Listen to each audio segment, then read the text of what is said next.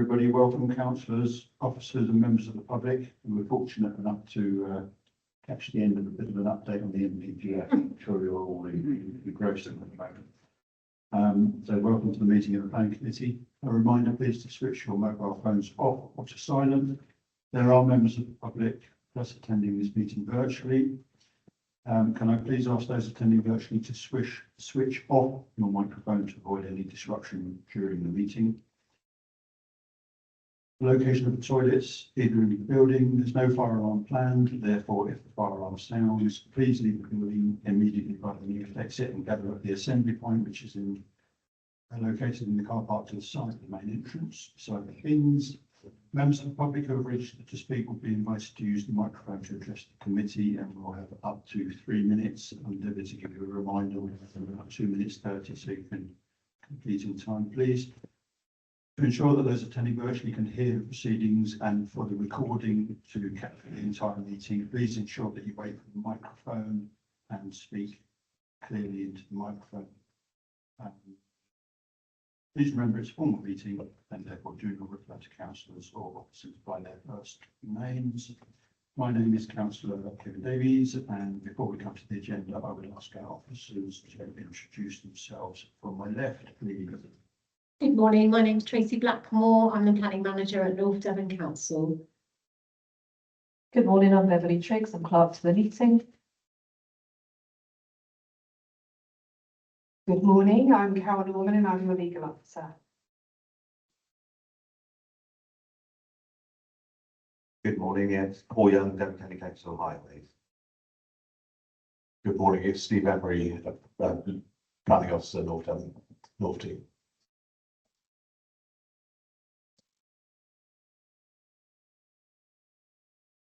Thank you. I didn't realise we were down to the one sharing of the microphone. I thought our smartly dressed officer might have resolved that situation.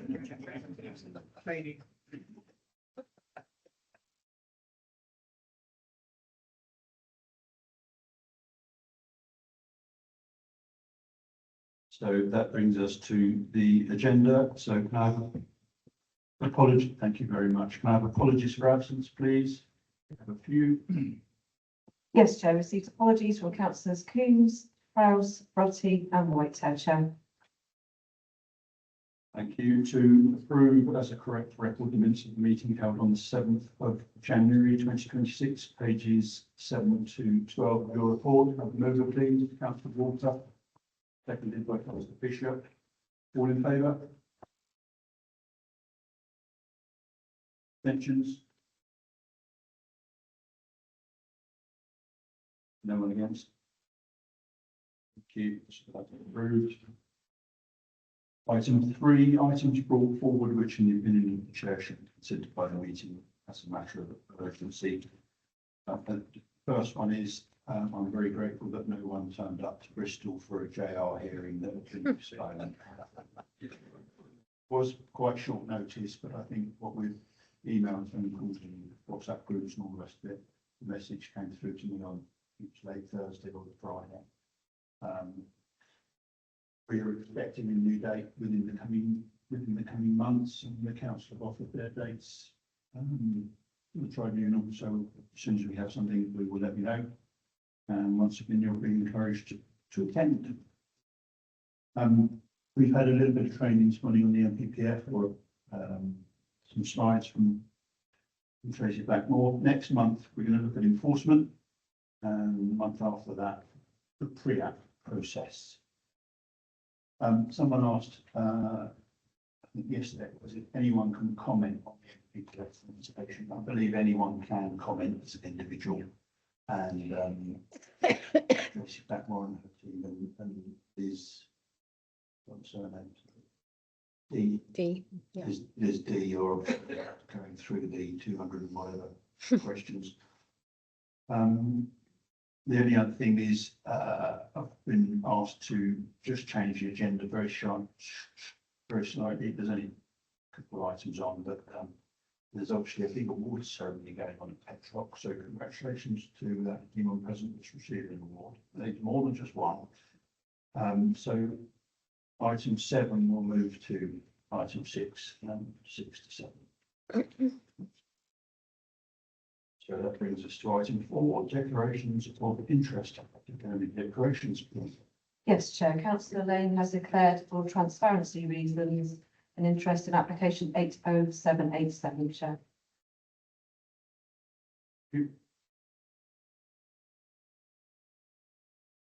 Item 5, to agree the agenda between part A and part B. There is no part B, so we move on to part A. So we're going to go to application item number 7, application number 80787, land at Choose Lane, Bickinton, Devon. It's pages 41 to 88, and I'm going to hand over to Mrs. Blackmore, who's presenting this application. Thank you, Chair. Yeah, unusually, I'm actually the case officer for this application, so you see, I don't know if that's a good thing or a bad thing, but you've got me presenting. So yes, as the Chair said, this is planning application 80787. Just before you start, can everyone hear me okay? Is it too loud? Can't we? Okay, well, I'm sorry if it's too loud, but as long as you can hear, that's the most important thing.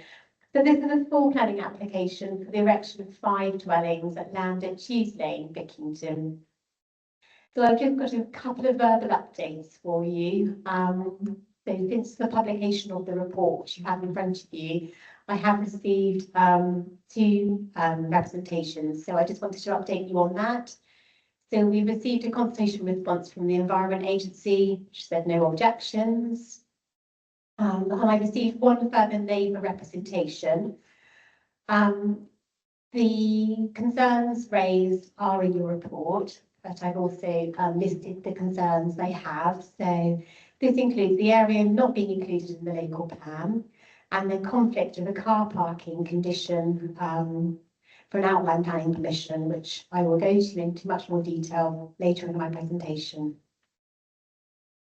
So just to start, so this is the location plan of the application with the site area outlined in red and the remaining land and the applicant's ownership outlined in blue.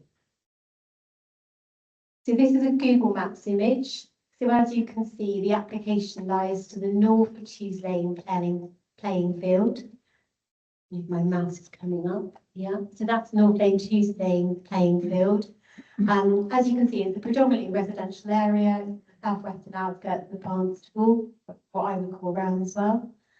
And the site is sort of roughly here where I've got that red arrow.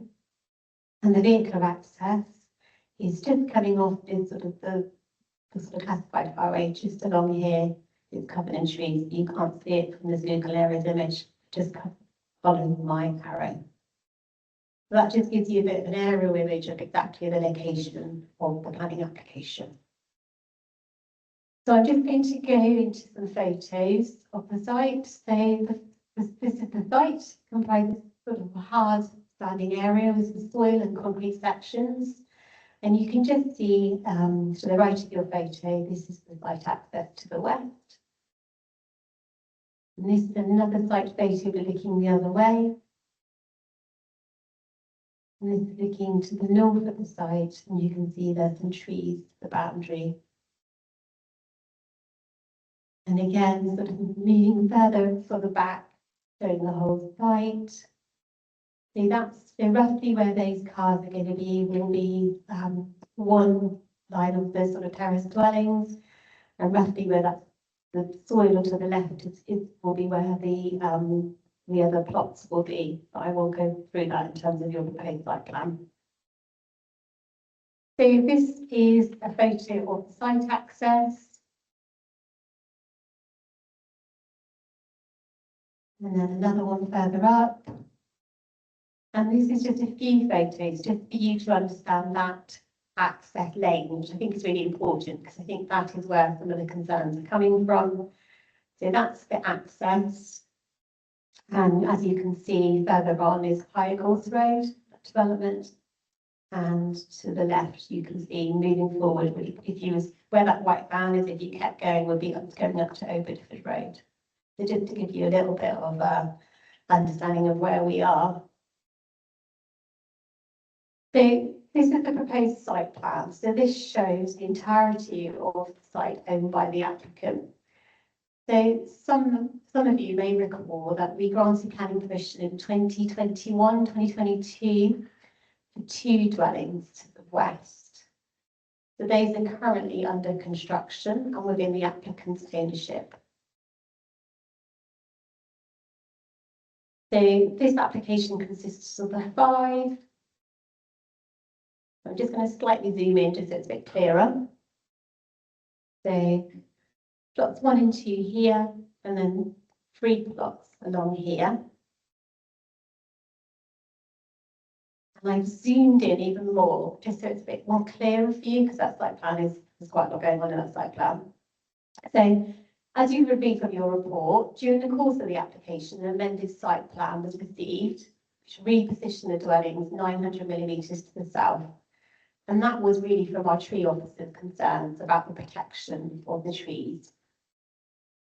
So the proposal includes 3 times 2-bed dwellings and 2 times 2-bed dwellings. The proposal also includes 2 allocated off-road parking spaces for each dwelling. So for plot 1, that's, you can see the 2 car parking spaces. For plot 2, they're here. Plot 3 here. Plot 4 and plot 5. And the blue square is the attenuation. How that in terms of surface water. Yes. I am using the arrow. Is it coming up? No. No, it's okay. I think I might have lost the arrow. Can you see it now? Do you want me to go through the car parking spaces again? Yeah. So there's 2 allocated car parking spaces for each plot. In plot 1, as you can just see, you might be able to see the annotated on that plan. Plot 2, plot 3, plot 4, plot 5. And the blue is the attenuation, how we're looking at in terms of surface water. You can't see it. Bigger would be great. Okay. Plot 1, 2 car parking spaces. Plot 2, 2 car parking spaces. Plot 3, 2 car parking spaces. Plot 4, plot 5. Just while I'm here, they've all got rear gardens. They're 1.8 timber fencing around that. The trees will be remaining. Just to kind of get you an idea of what is being proposed. So, under Planning Permission 73208, some of you recall the 2 dwellings, there was road widening, which was approved under that permission. So that's widening the access lane to an excess of 5 metres or more, so it was suitable for 2 car parking spaces. So the site plan also mirrors that in terms of that road widening to be undertaken to accommodate the 5 dwellings that we're looking at this morning. So just moving on to the proposed elevation and floor plans. So these are the 3-bed houses. So that's plots 1 and 2, and they're being proposed to be render natural slate with some PV solar panels on the front elevation. And the 2-bed houses, so plots 3, 4 and 5, and they're finished in brick, the natural slate, and again with some PV solar panels to the front elevation. And that's just a proposed elevation of all 5 of the front elevation. Obviously, they won't be like that, but that's just the front elevation, just to understand the design of the relatively small units being proposed. So I'm just going to go through really quickly the principal developments. Some of them I'm not going to go through in huge amounts with you, because some of you I would expect to do just a regular report, so I'm not going to go through huge amounts. But some bits I think are as important for you to know, then I will. So the principal development, first of all, as you will see, the site is located in the countryside in terms of the local plan process, but it does abut the height development boundary for Barnstable. Members are aware the local planning authority are not able to demonstrate 5-year housing land supply of deliverable housing sites. So in essence, the development boundaries associated to defined settlements under policies STO 6 and STO 7 generally have to be set aside. On this basis, the council confirms that will look at applications and the presumptions in the favour of sustainable development, which is applied for decision making in paragraph 11D of the LPPF. So in relation to section 2 of 11D, specifically noted that development should be directed to sustainable locations with making efficient use of land. And the site in question here is considered to be a sustainable location with many desirable services and facilities, including Roundabout Academy School, within walking distance. Design character and appearance. The site is not subject to any formal landscape designations. The dwellings are of an appropriate scale and architectural form in the context of a modern residential estate. Finishing materials are equally considered to be suitable for this location. So amenity. So we have received objections from some of the neighbouring properties in Highgords Road. I've got a slide for amenity. So that just shows that separation distance. Come up if my mouse isn't working. So dwelling to dwelling, that's 18.8 metres, the nearest dwelling, and 17.58 from this dwelling. It's a bit more obscure angle. So in terms of that separation distance with fences and those trees, we do not consider that there is going to be a substantial impact or severe amenity impact in regards to overlooking or privacy for neighbouring properties. Ecology and biodiversity, so no concerns. You read it in page 73, and there will be an off-site PNG contribution as set out in legislation. And flood risk, again, no concerns as set out on page 74. Highways. You have Paul Young here from Devon County Council Highways. If there is any concerns, you will see some of the neighbours have raised some concerns about the lane, visibility, two cars being able to pass. So if you have any concerns, or obviously you will see that Paul has no objections, but if you want to understand why he doesn't have any objections, then he's here to answer your questions. Section 106, planning obligations. So I note that the ward member called that in regards to concern about smaller sites coming forward. So I have secured section 106 obligation for the 7 dwellings. So that's £22,302 allocated towards the play area, Tuesday playing field. And you'll see some money with regards to educational contribution to Roundswell Community Academy and the secondary schools in the area. So just to quickly conclude, it is accepted that a tilted balance is engaged in this planning provision or planning application. So the local authority must grant, unless adverse impacts of doing so are significantly and demonstrably outweigh the benefits, having particular regards to directing development into sustainable locations. As you've pointed out, or I've pointed out, the application is not located or allocated for residential development all within the development boundary of policy STO 6. You can see that land advertised as part of the application is adjacent to the development boundary for Barnstable. We do consider this a sustainable location, desired services within walkable distance from the site. Devon County Council haven't got a highway objection, so your officers do not consider there is a strong reason for this application to be refused as set out in the NPPF. So the benefits of the proposal demonstrably outweigh any harm, and then therefore the framework indicates in favour of planning permission being granted. So I'm recommending to you to approve the planning application subject to a section 106 with the contributions secured that I've just outlined and conditions as set out in your report. Thank you, Chairman. Thank you very much. Tracy Blackmore. We have 2 individuals registered to speak. First, we have an objector, Jason Hammond, please. Morning, councillors. Yeah, I'm doing this objection on behalf of quite a few people on the Roundswell estate who've obviously asked me to come forward to contest this. The first option is obviously the misleading development approach. Also, there was originally 5 houses approved. That planning got cancelled, and now 2 houses got approved, which are now being built now. And now they're now also put its back in another 5 houses again, despite all being rejected, which is quite misleading. The access road itself is actually unsuitable. We've actually measured it ourselves. You can't fit 2 cars down there at the moment anyway, and with a lorry driving down there, they're driving at unsafe speeds in excess of about at least 40 miles an hour on a single track road, and also it's overlooking all our fences, so we've got a privacy in our back garden, people can look up and down that road now as well. And also the lorry drivers are actually all the time only using their mobile phones while driving, which is also unsafe. We've raised this concern with the council before, and obviously nothing's actually progressed yet on that one. Because obviously we don't want obviously any accidents to happen, and that road isn't fit for purpose, and junction is an unsafe junction as well. So if it's going to go ahead, we need ideally an alternative access site.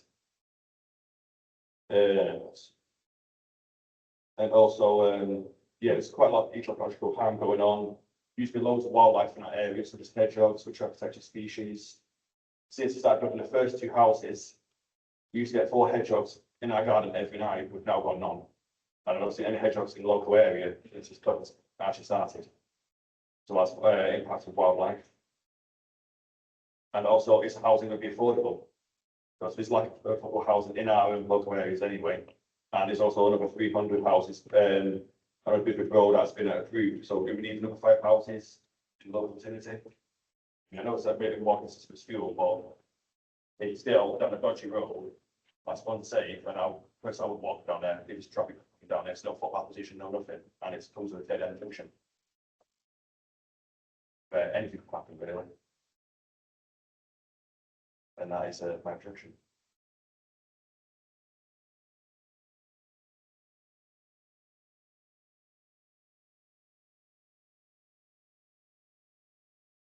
Thank you very much. Next, we have Matthew Sturt, please. The agent. Thank you, Chair. Good morning, members. The application is here before you today for 5 units, and the point of discussion does focus around the access development from the concrete road to the east.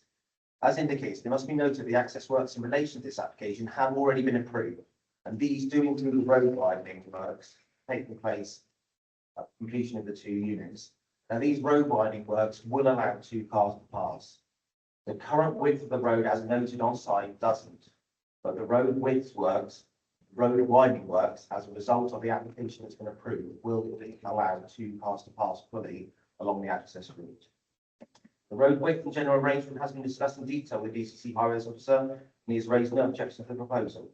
The site utilises the brownfield site, providing regeneration to a truly sustainable area. My client, who is here today, has committed to delivering these houses promptly to assist with the housing supply, and it is evident given they've been progressing, building out the 2 units currently, and these are nearing completion. Therefore, I ask you to recommend the application as per the planning manager's officer's report. Thank you.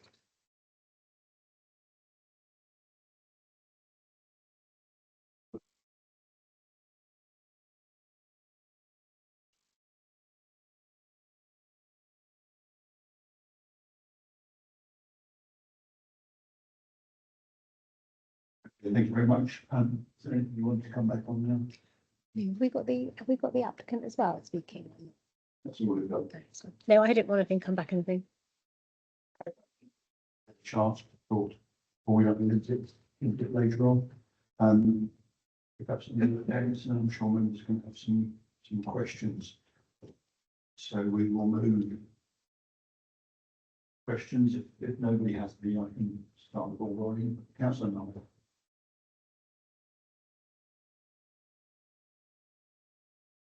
Thank you, Chair.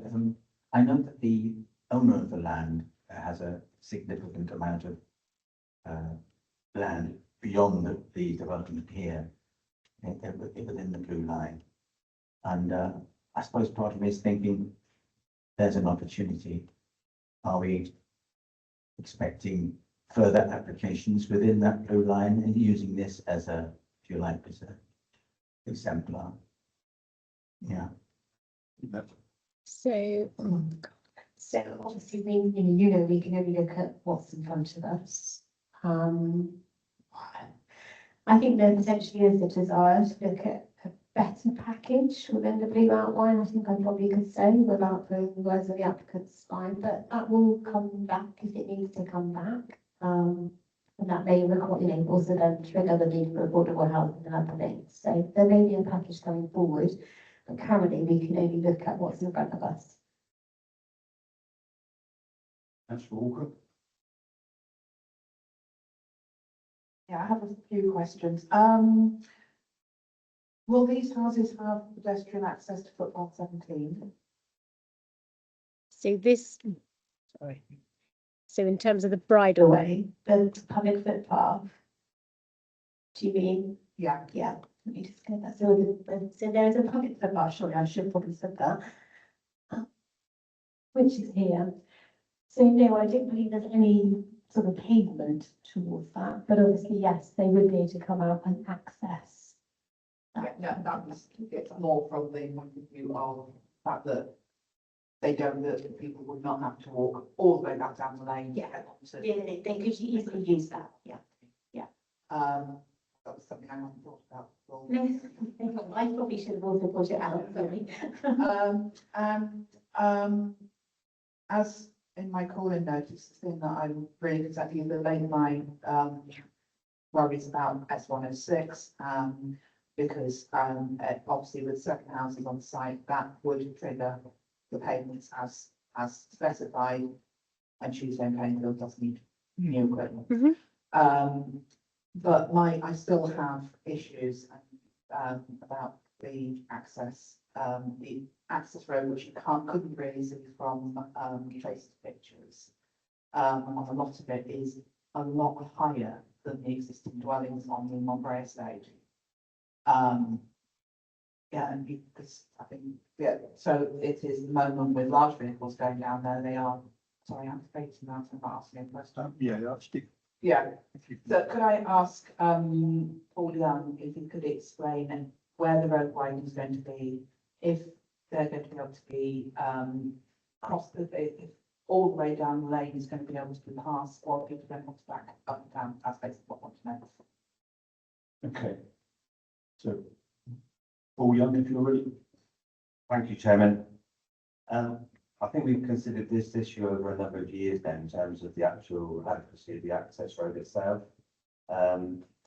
The road width itself is a minimum of 4.8 metres. 4.8 metres allows for a large commercial vehicle and a domestic car to pass one another with ease.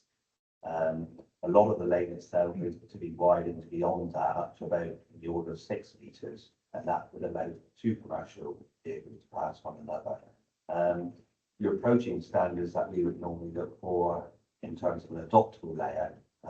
This isn't to be adopted, it's to remain private. But it's not so far from that standard we would typically apply.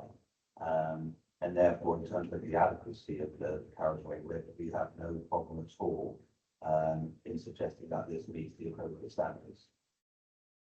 Okay, can I just pick up on one point there? There is a narrowing down to 4.1 before coming to the passing.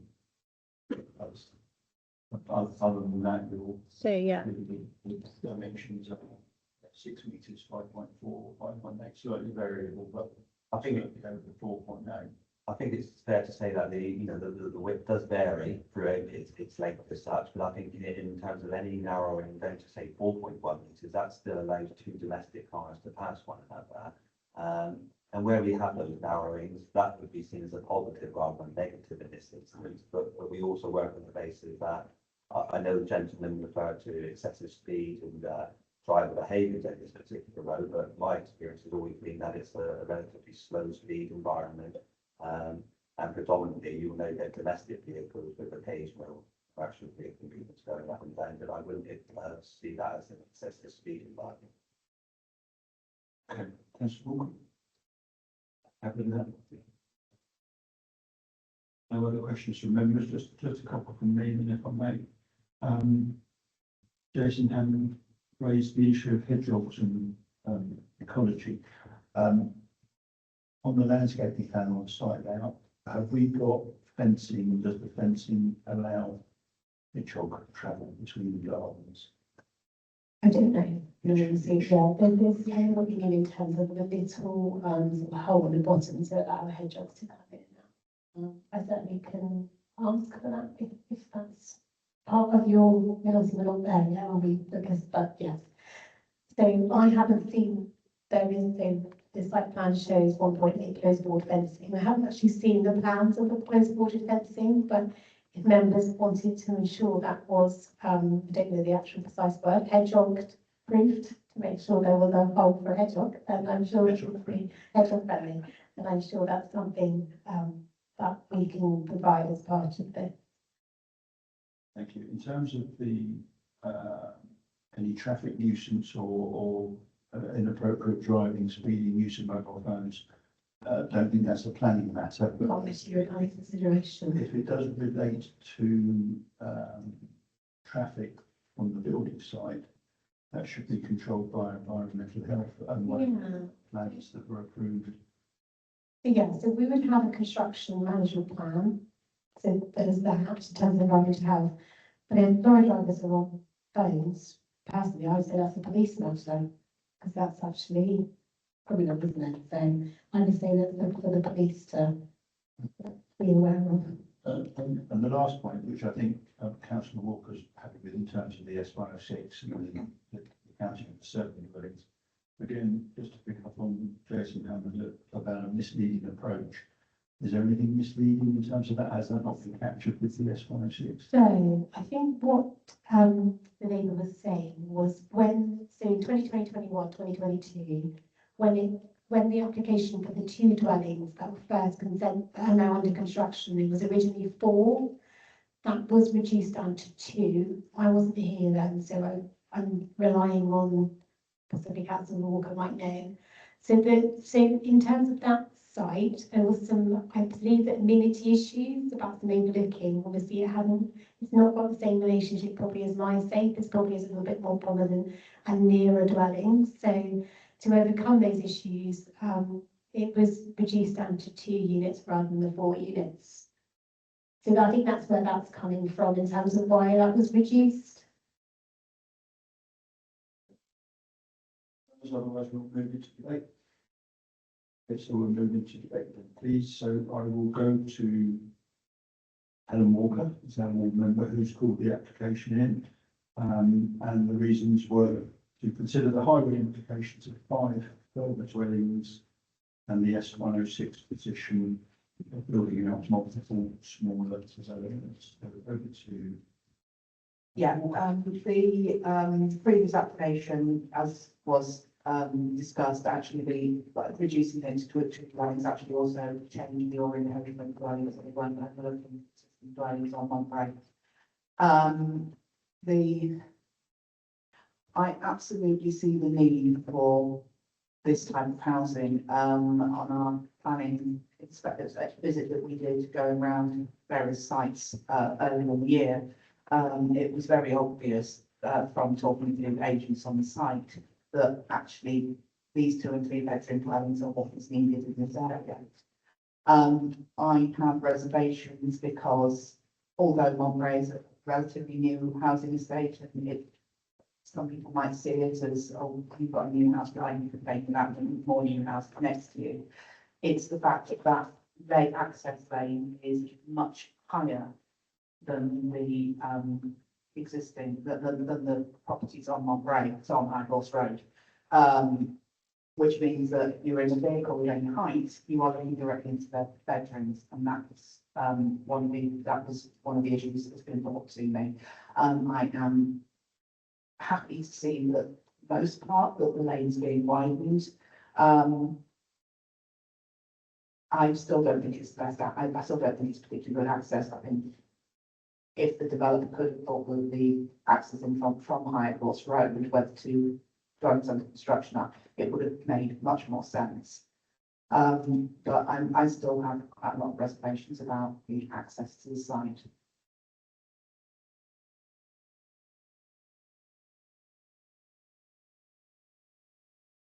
members. Councillor Lane.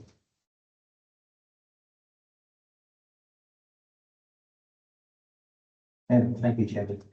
Chairman, I think this would actually provide some 2 and 3 bed low cost housing in the sustainable area on the edge of the built form on the access and of a shared access way. And I'm quite happy to support this recommendation and regarding the access, I mean, to be honest with you, you know, you can see on the access itself, yes, it is slightly in less in width, in lengthwise for visibility, but with the bend and the area itself, it would be, well, in public highway codes, quite suitable. They have actually widened the road, they're going to widen the road, because I think it was mentioned just now, 5 meters width. In Europe, got 5, nearly 5.5 meters, and nearly 6 in some locations, although it is only 4.1 in another location. But it, in plan in terms of ensure that it's going to be acceptable, and we ought to be looking to support low cost housing in the area. Thank you. Councillor Lane. I don't see any other hands up. Just to come really back to Councillor Walker and to remind you of the tilted balance and presumption in favour.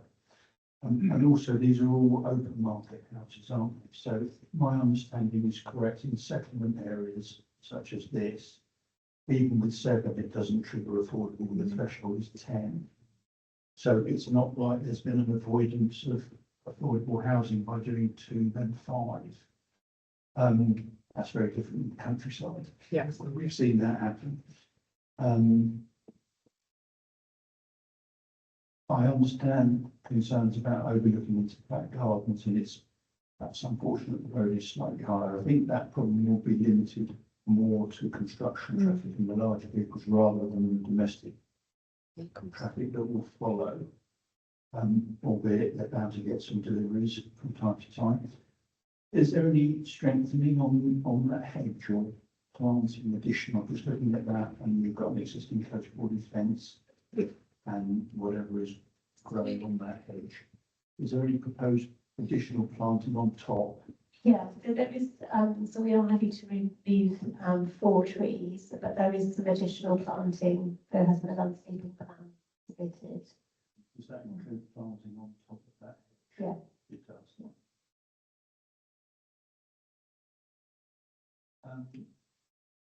In terms of conditions, are you satisfied that the road widening as shown on the plans is satisfactory on the plans, or can we spend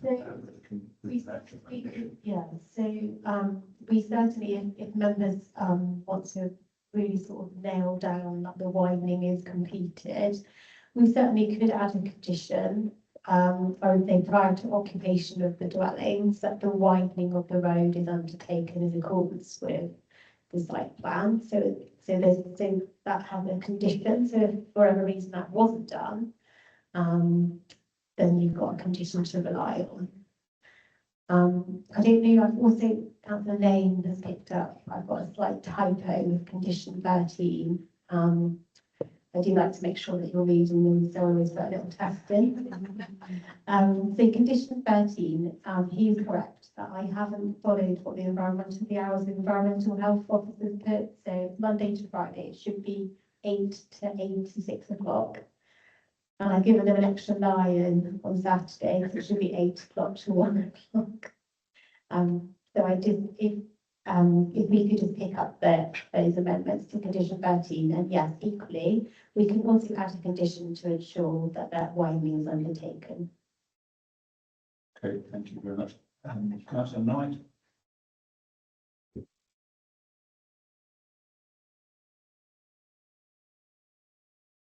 Thank you, Jane. Thanks for the presentation.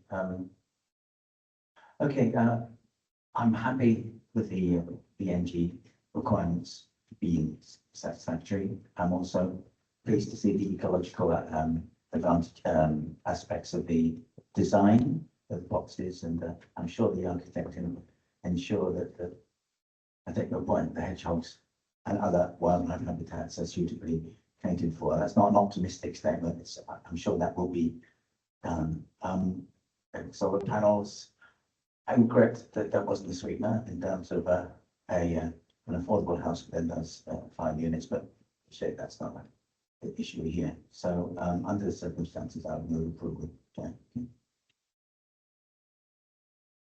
Thank you. Do we have a second on this?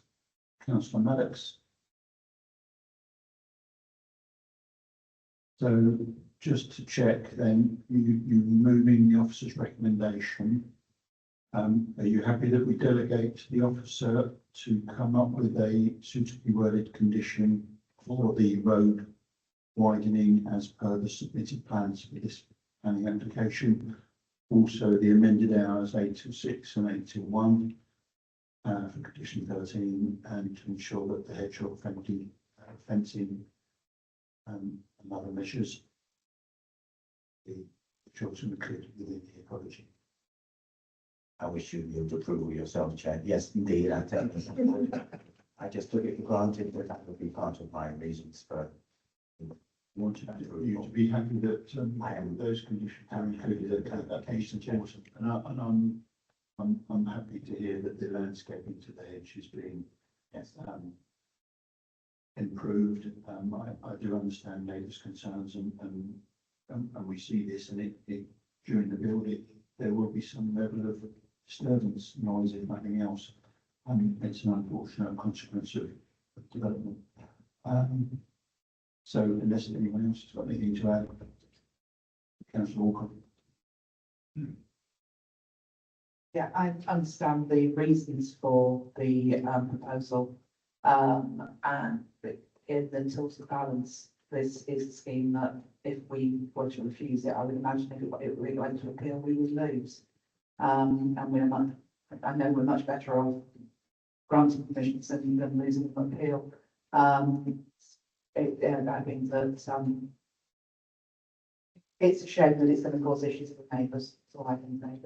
Can I just also add something, Chair, that obviously also if we went it to appeal, there may not be any guarantee that the planning inspector would condition the 7 for the contributions. So that's something I've secured with the applicant. That possibly wouldn't happen if it went to appeal. Thank you, Councillor Walker. I do get where you're coming from. I think you're right. We've got to make a decision on balance. Does the harm significantly outweigh the benefits? And I think in this instance, it doesn't. So we will move to the vote on that then. So can I have all in favour, please? 5, 6, 7, 8, 9, Chair. Abstentions? 1, Chair. So that is approved. Thank you, Tracy Beckmore.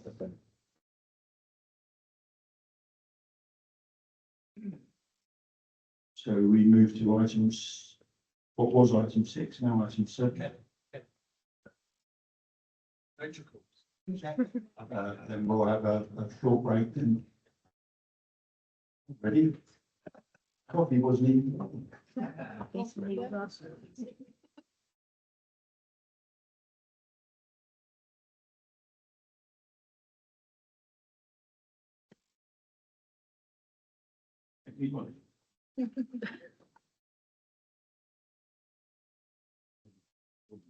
Thank you very much.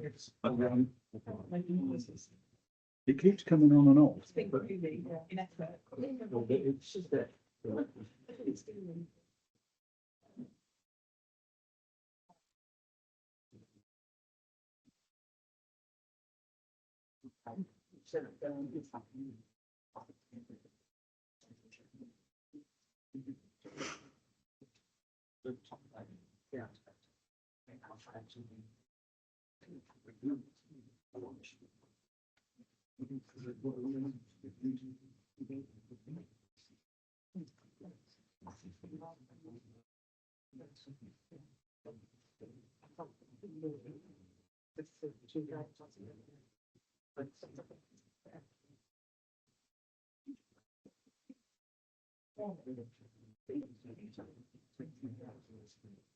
I do find there is, on that, I understand my view, but I do think it's very difficult.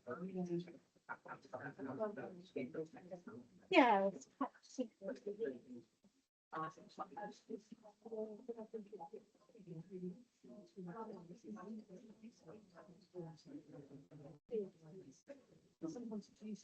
Just to go with it, isn't it?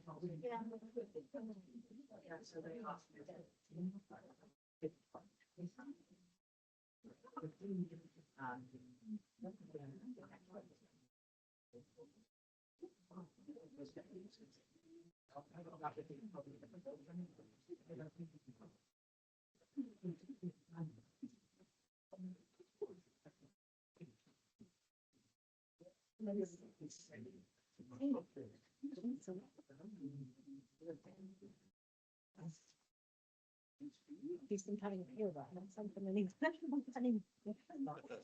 see if I'm scribbling away, that's what I'm doing. I saw one of my appeals on there. Oh, okay. Well, you might need to come and Well, I thought, it then. yeah, but I can't remember. I'd have to reread. There's so much at the moment going on that I can't. I'm being hammered at the moment.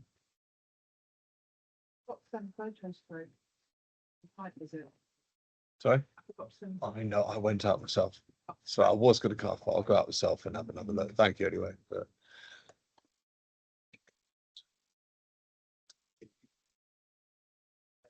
Some ways it's nice going first, in other ways it's not, isn't it? Sometimes it's nice to start. yeah.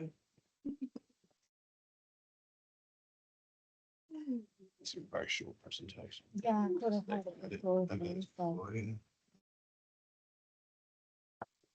Right.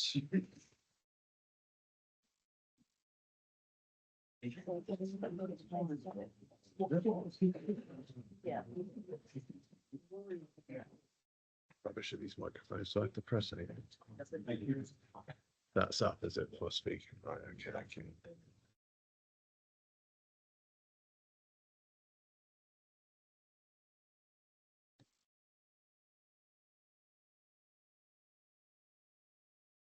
That's all it is. It's arrows, isn't it? It's arrows. Yeah. Yeah. Just push it. Left and right. Right, Alright. okay, yeah. Thank you. Thank you. So 10:47. So we're back to now item 6, which is application 80389 Blue Bay Play Park Walko Roku. Many of you have undertaken the site visits since last time.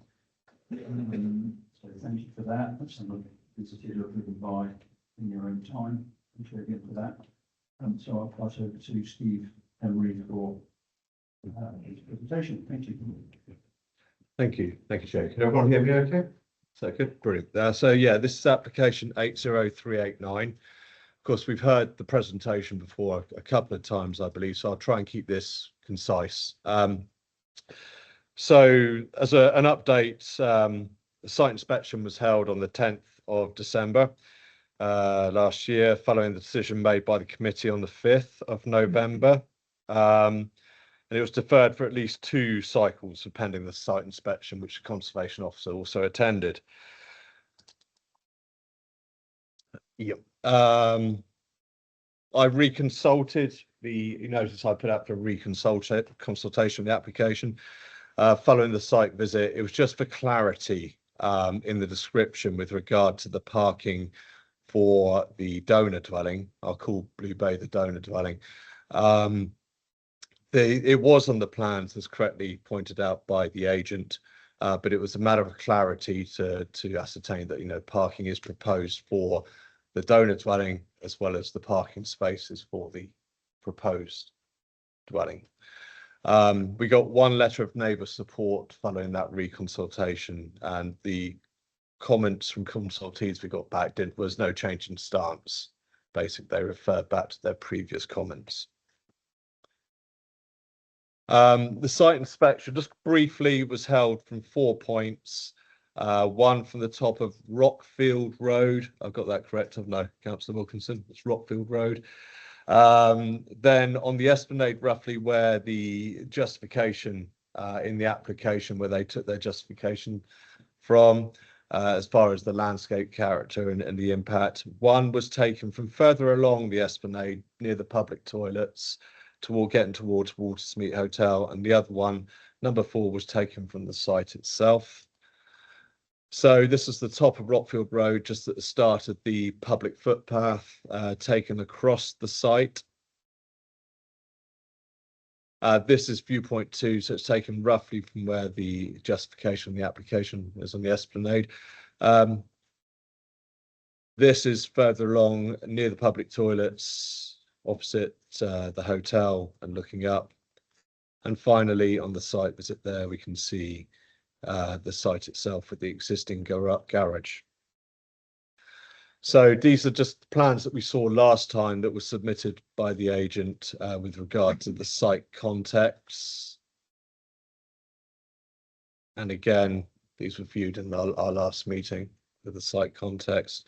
Quickly go through the plans again. The location plan we're all aware of. The red outline showing the site, the blue outline shows the site in the ownership, where you see Blue Bay is within that. The extent of the conservation area, the application site itself from another angle, the donor dwelling. Again, is the access road runs in front of the donor dwelling, joining on to the Morto Road. The view from the esplanade again, further back from the esplanade. And again, this is from the conservation area character appraisal, showing the diminishing densities of properties as you go up the hillside. The existing block plan and proposed block plans, showing the proposed garaging, parking for the donor dwelling, as well as the existing. And here we are, you can see that parking arrangement there. And the first floor plan and roof plan together with the elevations as proposed. Can you hear me okay? Yep, good, thank you. And the northwest and north elevation. And again, I've returned to that photograph from the character appraisal. So, as we heard from Tracy, we're well aware of, with regard to the principal development, it's within the development boundary of Woolwich. So the principal development's acceptable. We haven't got 5-year housing land supply, as Tracy reminded us earlier in the previous presentation.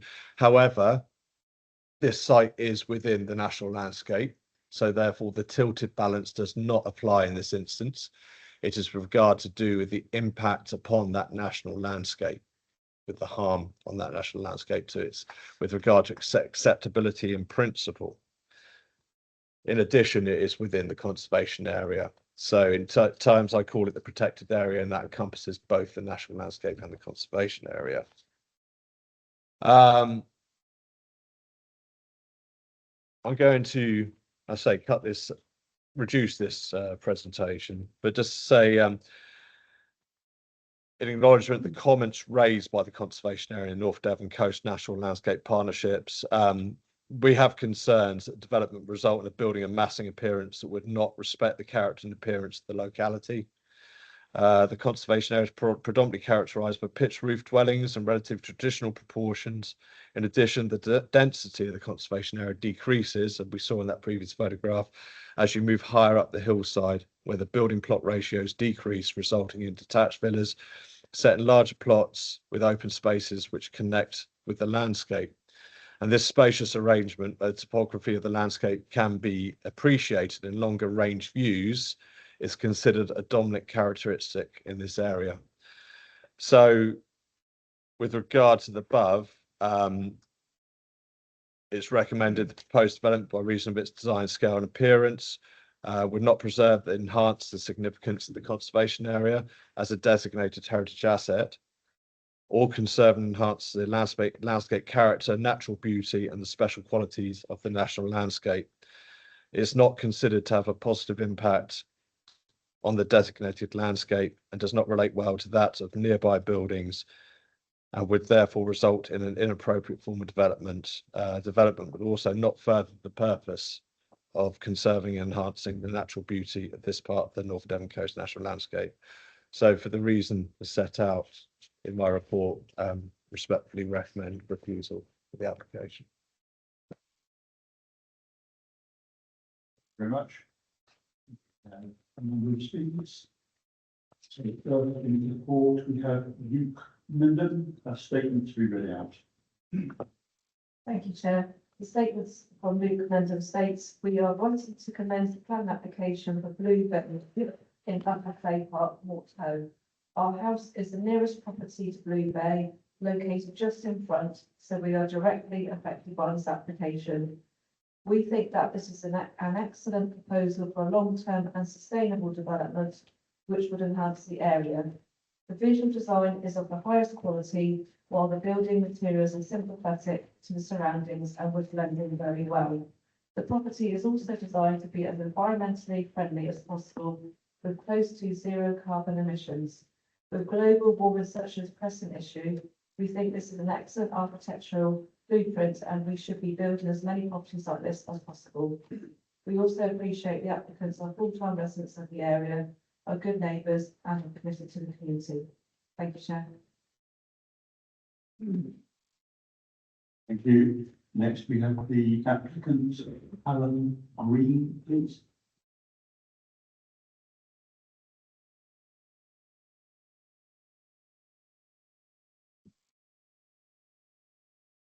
Morning, Chair, members. I'm Alan Green. Firstly, I'd like to thank all the committee members for all the previous positive comments, questions, and visiting the site. I appreciate consistency is very important when granting planning permission, particularly in the conservation area. I'd like to highlight some of the applications that have been approved in the conservation area. Siam, formerly Crow's Nest, 55 metres to the west of our house, was built in the garden of Crow's Nest. It had no garage or outbuildings, and now all the garden is mainly in the house.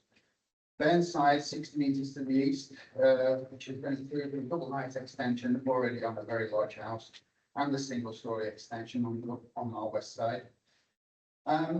Also just built 54 square metre garage to replace the old 14 square metre garage. The old one was 3.5 metres high, the new one is 6.5 metres, and is visible all the way up the donkey path from the National Plan, which comes from the end of Rockfield.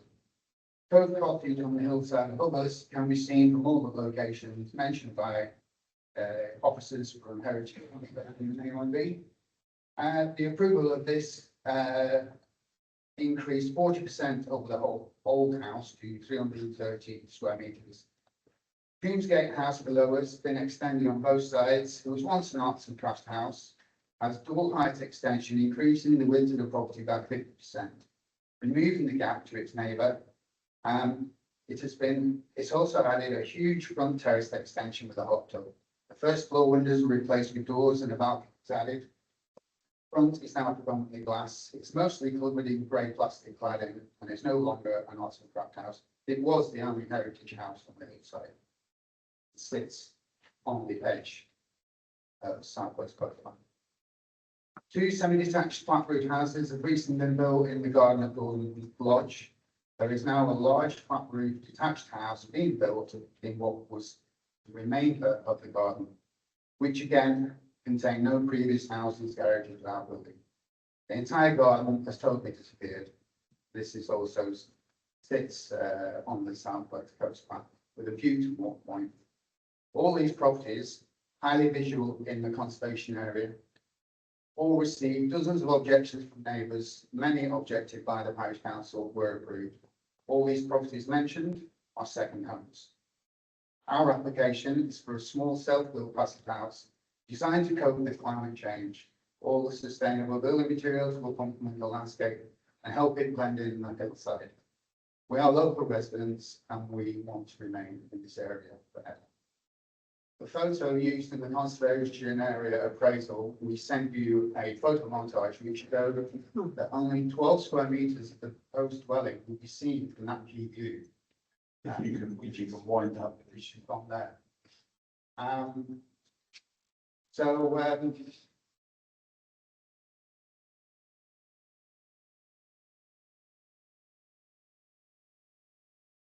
That's where I am now.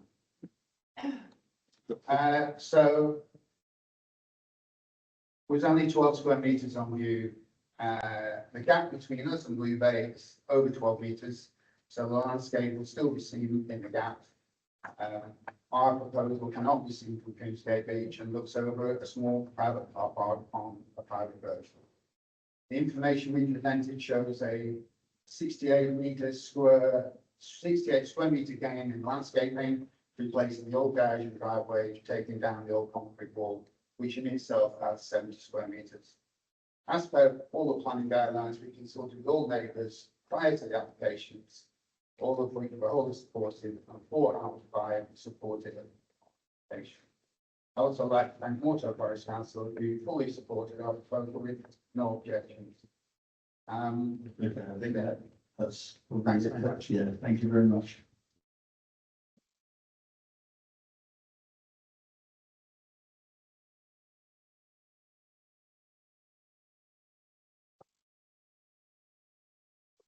So next we have Christopher Wilkinson, the agent, please.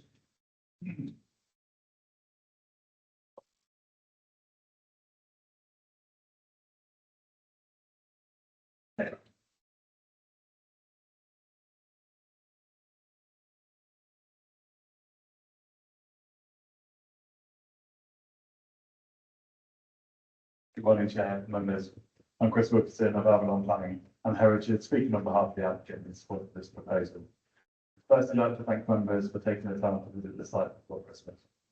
As you will have seen, the character of this part of the conservation area has changed dramatically over recent years, such that it comprises dwellings of varying architectural styles, form, scale, and ages, with a number of modernised, extended, or new build dwellings having adopted a more contemporary design approach, all of which was deemed acceptable by the council.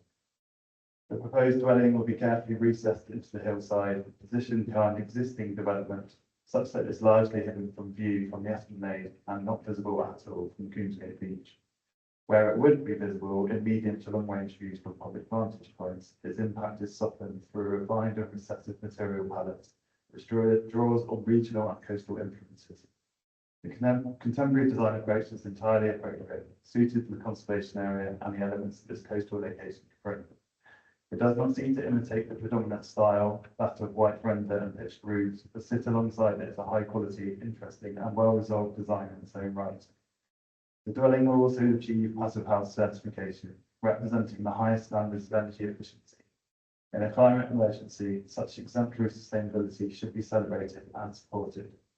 The flat roof design has clear precedent locally, with recent approvals at the nearby Cyan, Sharp Rock, Garden House at Gordon's Lodge, Coney, demonstrating the council's acceptance of this approach elsewhere.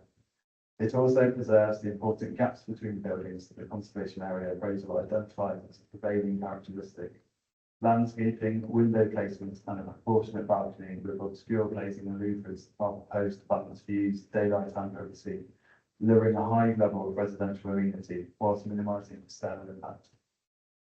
This generously sized plot is considered to comfortably accommodate the new dwelling. Combined, the footprints of the existing and proposed dwelling will account for just 15% of the overall plot, which is entirely commensurate with the density and range of development in this part of Moorhead. The spacing and massing of the dwelling will thus ensure that the special qualities of the conservation area and national landscape are preserved, with generous spaces between the buildings, allowing for the form of the landscape to rip behind. The plot in its current form is not of high quality ecological, architectural or landscape value. The proposed landscaping interventions carefully integrate the new building within its landscape setting, whilst the green roof will provide a biodiversity enhancement. It is therefore considered that the local authority's enhanced duty to seek to further the purpose of conserving and enhancing the landscape has been met. The proposal provides the opportunity to deliver much needed homes appropriate to the site without giving rise to any unmitigated landscape or heritage harm. And it's very much the intention of the applicant to build up as well at the earliest opportunity. We therefore ask the committee to support the proposals and grant planning permission subject to proposed conditions. Thank you. Thank you very much.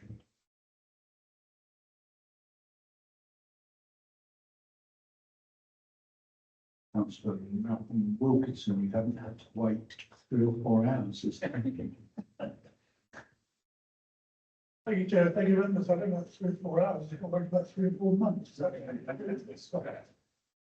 Firstly, I'd like to thank the committee for the time that you spent on considering this application, because obviously it's very important for all manner of different reasons.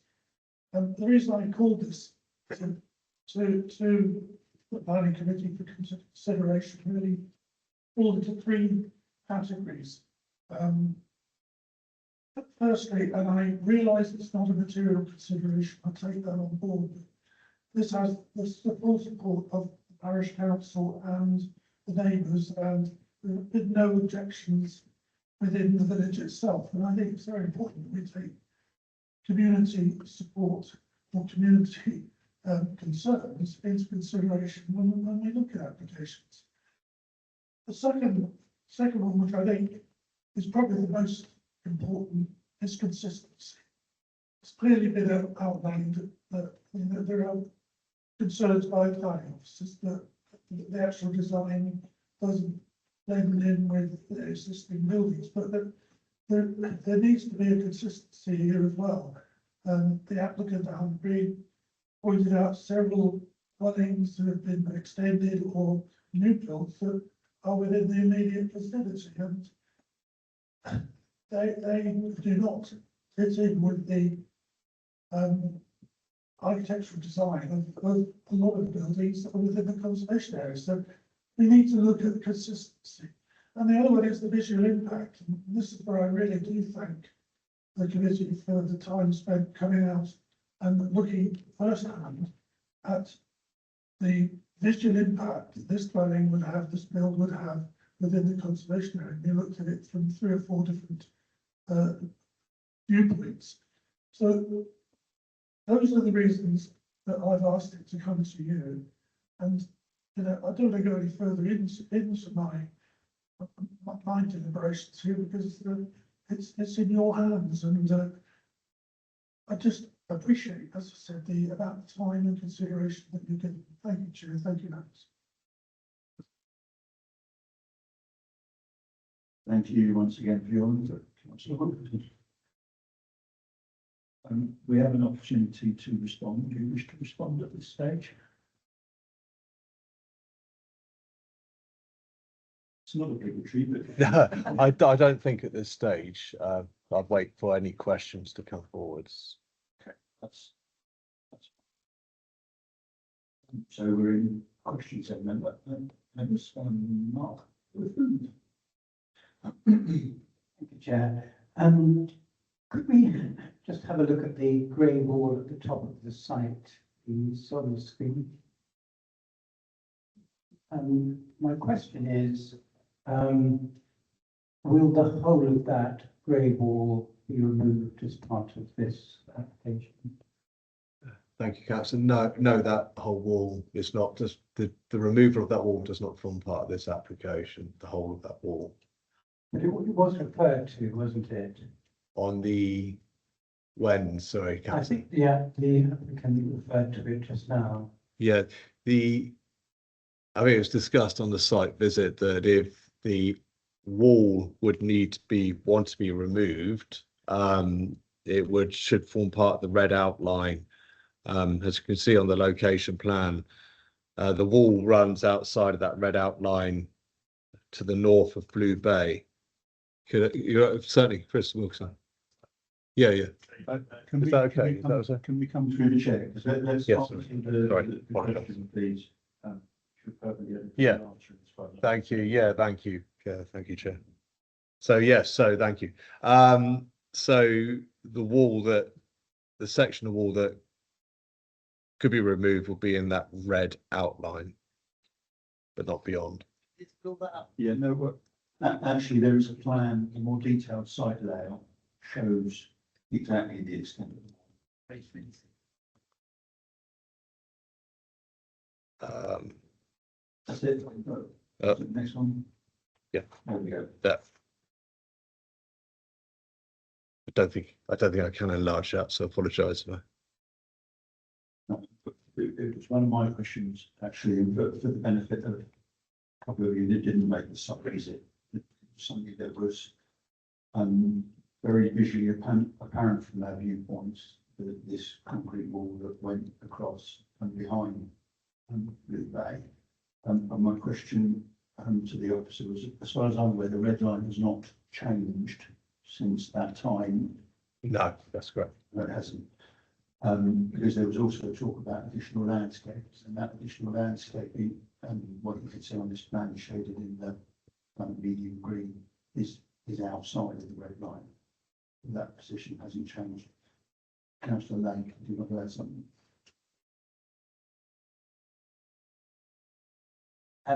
Chairman, from the original application, as the red line moved, because you did say there was an amendment to it, so I'm assuming that the red line has moved, which doesn't include 2 parking spaces. Because you raised a question on site about, there's the parking spaces shown on that plan there, it is actually being used by the existing property, not to do with the application site. So that means that you have to move the red line in line with the other side of the in respect to the posting of the whole booths. Yeah, while the officer's looking at that, In respect to in terms of booths, if that's the case, you'd have to put another application in to remove the wall against the highway and you get access into that as a separate application. If you did that, if it got permission. the additional car parking for Blue Bay is within the red line. Yeah. But when we had the site, I made a comment about the parking there, and it was commented that the parking area is to do with the existing dwellings, not to do with the new one. So if there's an amendment to put out, the red line should have moved. The purpose of the reconsultation was for clarity with the parking that was going to be retained and the parking retained for Blue Bay and the parking that is associated with the donor, with the application dwelling. The impact of that is that the curtilage of the curtilage of the proposed dwelling doesn't include the 2 spaces that are being associated. I do understand that there are works to create the slope, the gradient to go from the 2 parking spaces. Is that what you're referring to? Yeah, it is, but what I'm saying is that the red line would have moved. It's not where it's shown now, and it should be against running parallel to the building itself. Because on site, they did make a comment about parking in front of the garages to the left of where the parking space is now. Which means that the red line should have moved. It runs parallel to the gable end of the proposed dwelling, because the parking spaces is outside of the development, outside of the application. We chose to retain the red outline in its position because the applicant wished to provide 2 parking spaces for Blue Bay. And that's why I changed the description to make sure that was perfectly clear that the red outline, the development boundary that's being considered under the application includes the 2 parking spaces for Blue Bay as well as.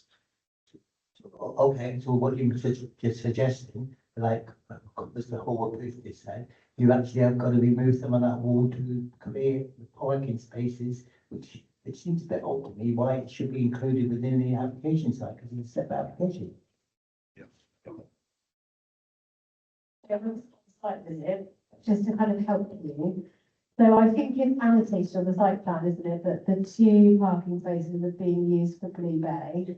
I probably, if it was been me, I would have slightly amended the description to be a bit more clear, to say outline planning permission correction of 1 self-built dwelling and associated parking for Blue Bay, probably in brackets post dwelling, because there is operational development needed. So they're packaging it all in 1 application as opposed to 2, which they can do. So I think what you're looking at is the erection of a dwelling, but also some additional parking for Blue Bay within that red outline. Does that make sense?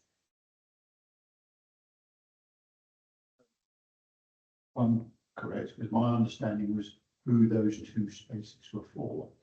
And we now know it's for the host dwelling, but that's entirely within the red line. So as long as from the planning point of view, that's fine. It's my Condition that, if Yeah. you, if you were reminded to recommend approval, you also could condition that the parking to the west or how it's annotated is retained for the residents who occupy the Blue Bay. Would be to the east, wouldn't it? Yeah, sorry, I don't know, I think David's much I'll better. buy you. Thank you. I just like to say, so that is the reason why I got the description changed to make that more clear than the original description and went out to reconsultation. Okay. Yep. But I don't think it was clear. I don't think it was clear to members when we were on the site. That's being cleared up. May not be the perfect solution, and perhaps a condition if we're minded to grant could be able to clear that. Councillor Hayward, Thanks, Chair. we're still in questions, by the way. Yeah. Yes, my question is, we've been talking about conditioning if the application should be approved. Could there be a condition the wall would be taken down? Yeah, not, it has to be within the red outline for a condition to be effective. And that part could be removed then? It's in the red out. Only, Within the red line? yeah. Yeah. Not within the blue line? No, I understand that, but that part could be removed. Thank you. Apologize, I think I've broken the TV. Apologize. Thank you. I've just got one question on, I think this came up at the last presentation, and then just some query on some numbers. Compared to this previous report, but page 25. You've given us an approximated square meterage for the existing garage. So it's being removed of 24 square meters. Let's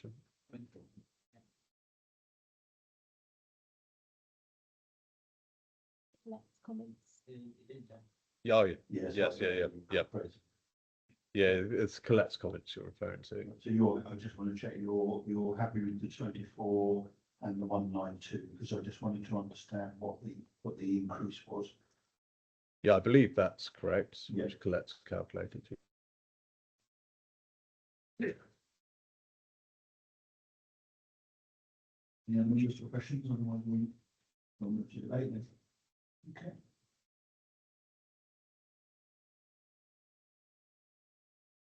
We'll just leave the microphone with Councillor Hayley. Thank you, Chair.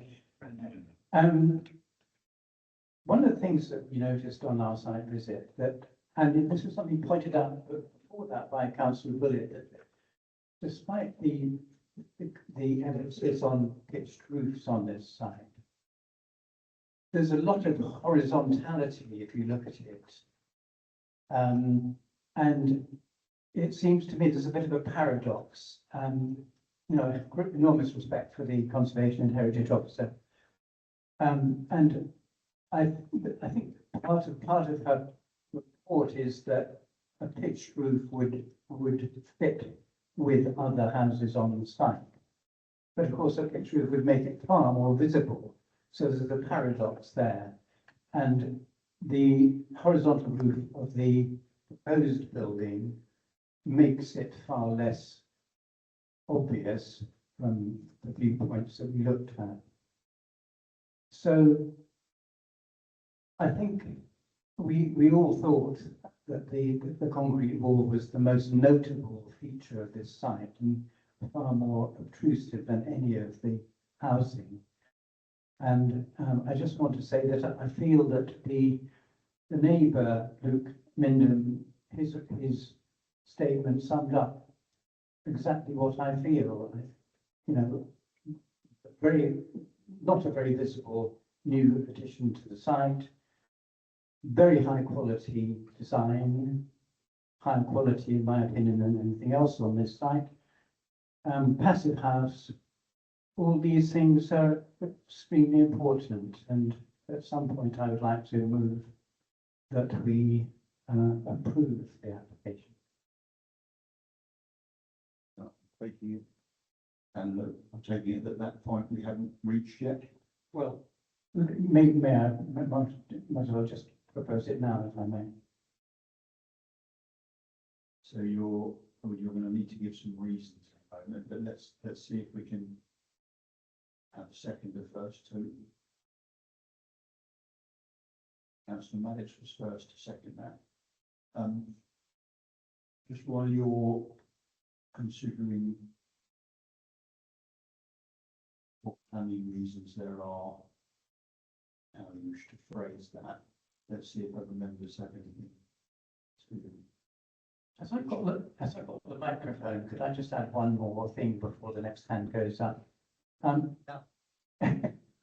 As a chair of a parish council planning committee, which involves us going to look at the sites of all new applications and quite a lot of work, I do feel that in general, what parish councils say is not given much weight, and I respond to Councillor Wilkinson's emphasis that this has been approved by the parish council and the neighbours, and I think that should be afforded more weight than we normally allow. Okay, so when you're looking at the planning balance, you're likely going to look at rebalancing the weighting of those reasons. So I've got Councillor Walker, then Councillor Lane, Councillor Knight, Councillor Walker, please. Yeah, it was a very interesting site visit. Actually, I'd like to thank Councillor Lane and Councillor Maddox for making sure I could get to all of it. I think that I completely understand the points that parish chapters have made, and I agree with her to an extent. However, I think this particular proposed dwelling has been so cleverly tucked into the little bit of land it will be on, that I think whilst it's been built, you will notice it. But I think once it's been built, it will disappear into the landscape as it has been designed to do. And that's the reason that I would like to support Councillor Halford's recommendation for approval of the planning application. Thank you, Councillor Walker. Councillor Lane.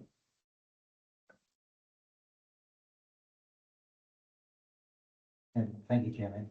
Chairman, I'm a bit different here.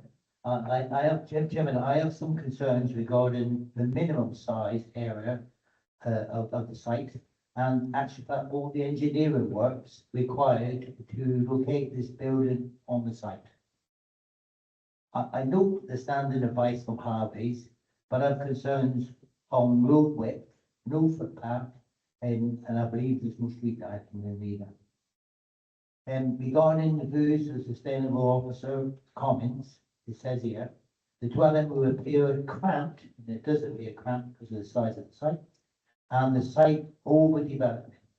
The contrast in design between the new dwelling and the surrounding properties does not make for harmonious integration. So I think she's correct in saying that. Although we're actually we're looking at the landscape previously. Chairman, and I take on the point which one of the speakers said just now, but we can actually only look at each application on its own merit. And Chairman, I would actually propose we follow the officer's recommendation of refusal as set out within the report. Thank you.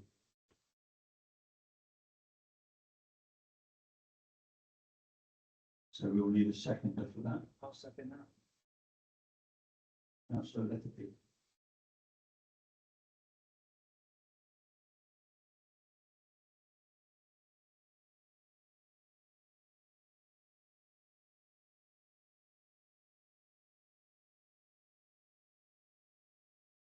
Okay, thank you. We've got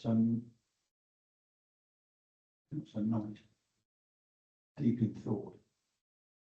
Yeah, I'm afraid I am deep in thought after that, sorry.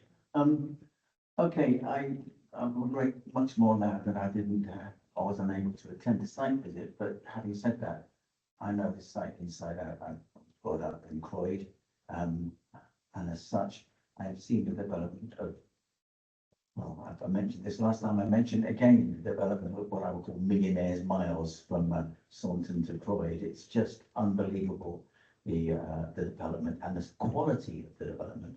Very similar sort of glass and glass roofs and flat roofs, etc.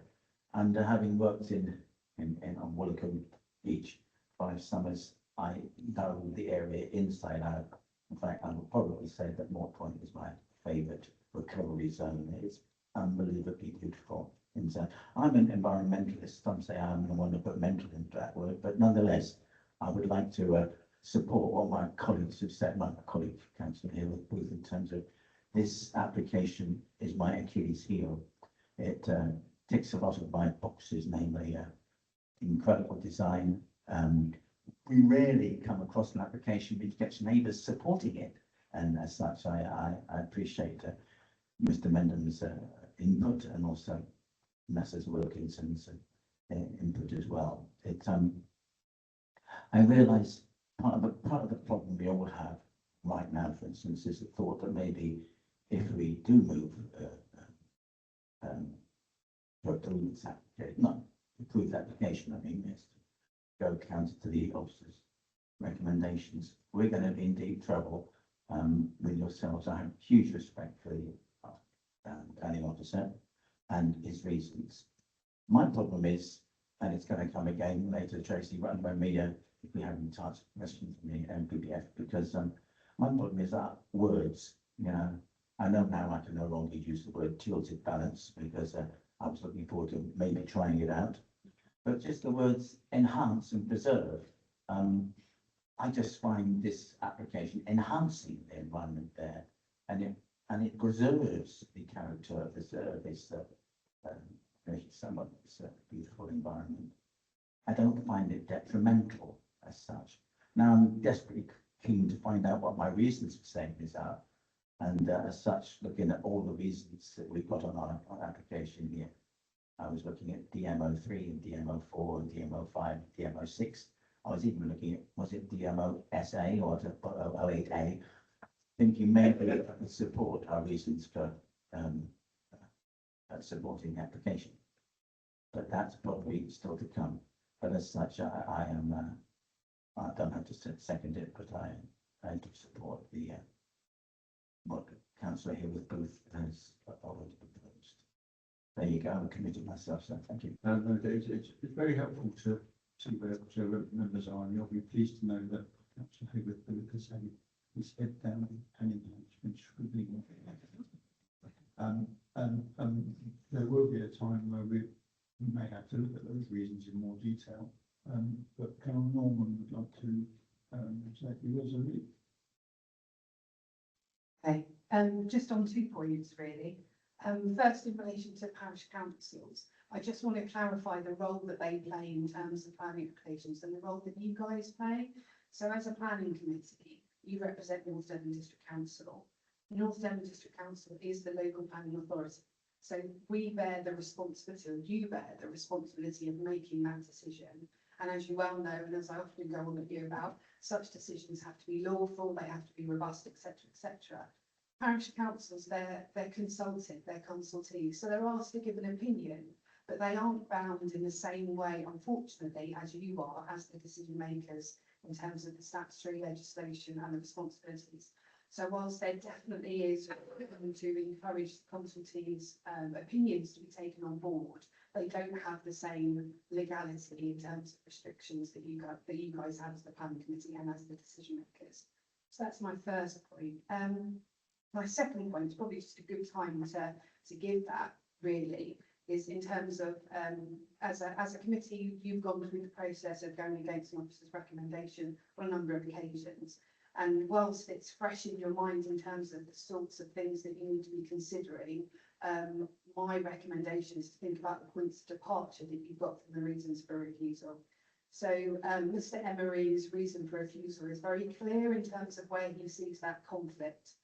Your job, if you are to legally and robustly say something otherwise to approve the recommendation, is to deal with those points of departure on a policy basis. So it's in terms of considering those policies which the planning officer has states conflict, and you will be saying exactly the opposite, but in your view they do not conflict, and the reasons why.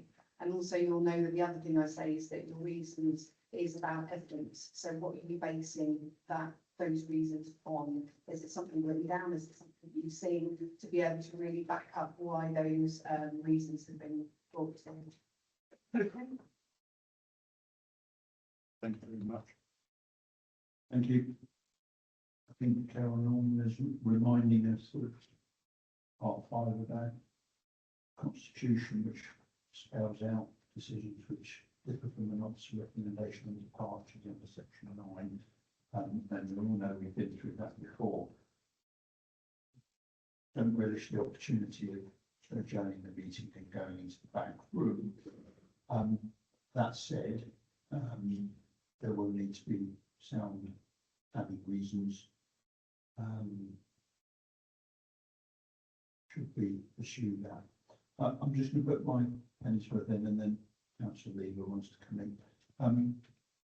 I think it's interesting to note from Councillor Wilkinson, and just to pick up what Carol Norman was saying, it's normally the other way round with neighbours and parish councillors, and I think that's what's whatever weight you wish or don't wish to put to it, it's refreshing that there aren't any objectors, not from the most neighbourly of dwellings, or one of the parish councils.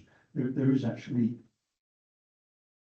quite eloquent words from Linton and Linworth Ward and from Councillor Petrinas on page 22 and page 23.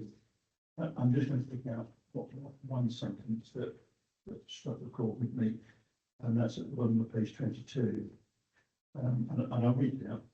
Balance of land, the balance of landscape to building in the wider landscape will still be changed, diminishing the landscape flow through the conservation area and the visual connection between the coast and the surrounding hills, as observed from the National Trust access land, SWCP, in the beach, and it goes to talk about the adverse impact. So I think what we have to be mindful of is we have a conservation officer and we have the North Devon Coast National Landscape Manager, who have both given written reasons for the harm and why this doesn't further the purpose of the national landscape.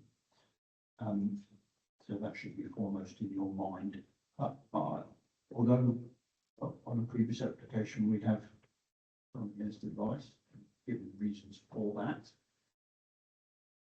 For myself and what I've seen from the site visit, I'm not inclined to go against our officer's recommendation. But that's, I will have a vote, it's not you. I haven't seen anything that's been brought to my attention, and I'm slightly disappointed the point that Councillor Hayward has picked up on. If only that whole block wall could be removed, that would be a wonderful improvement to the view for everybody concerned. I'm not quite sure why they have chosen not to add the red line around that and remove that and add some more planting. I think that at this stage is an opportunity that hasn't been explored, which is a bit of a shame because we've only got that small section of wall with the 3 chairs that go. Otherwise, nothing to do. And so I'll go to Caroline Lever and then Councillor Grizzy.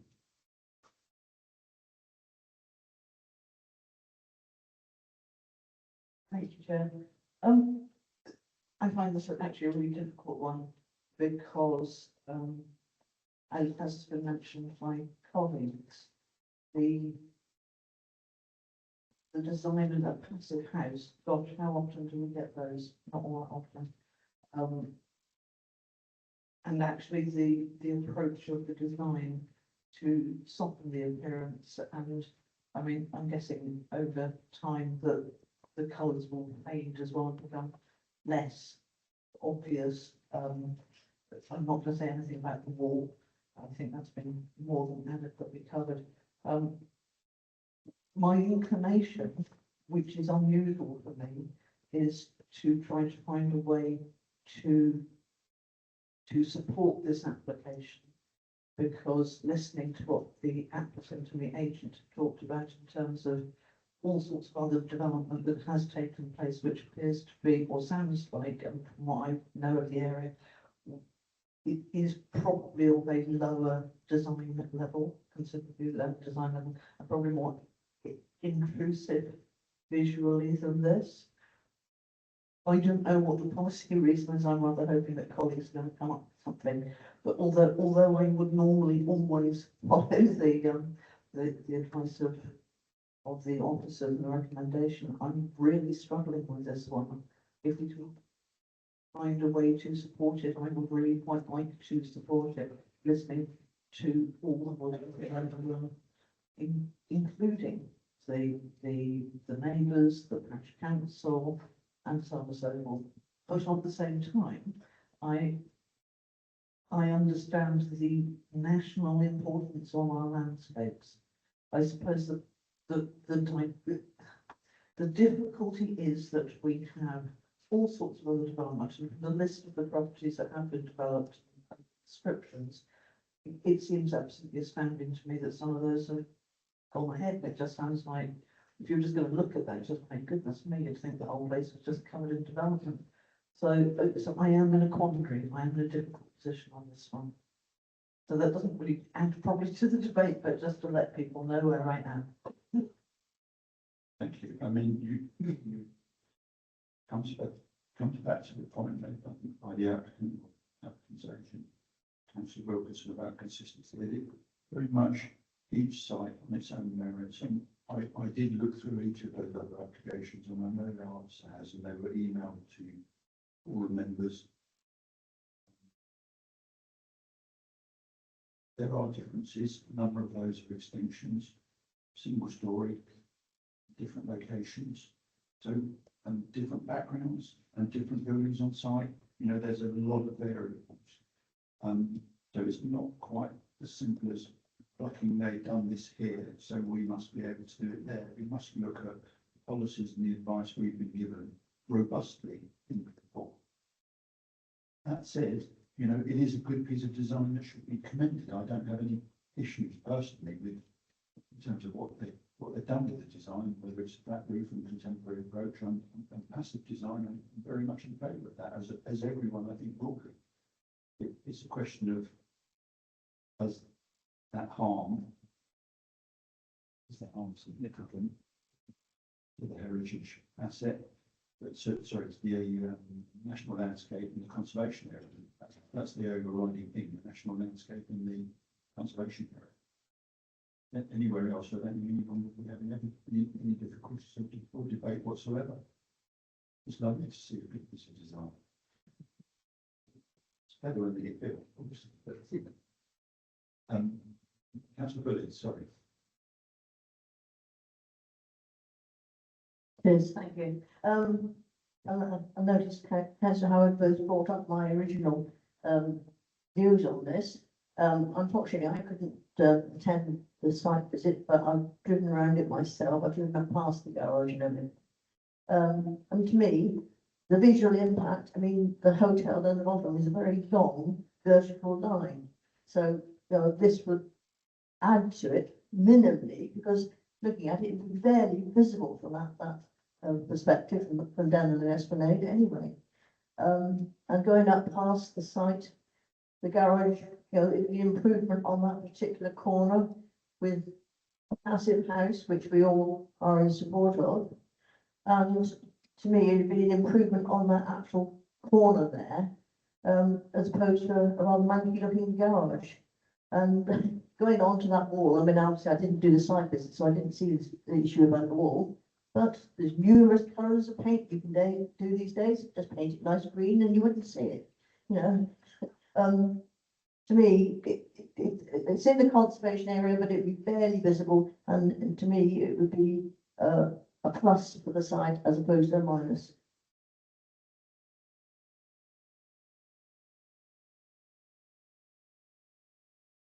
Thank you, councillor Bullitt. We've got Councillor Norman that wants to come back first, and then councillor Maddox.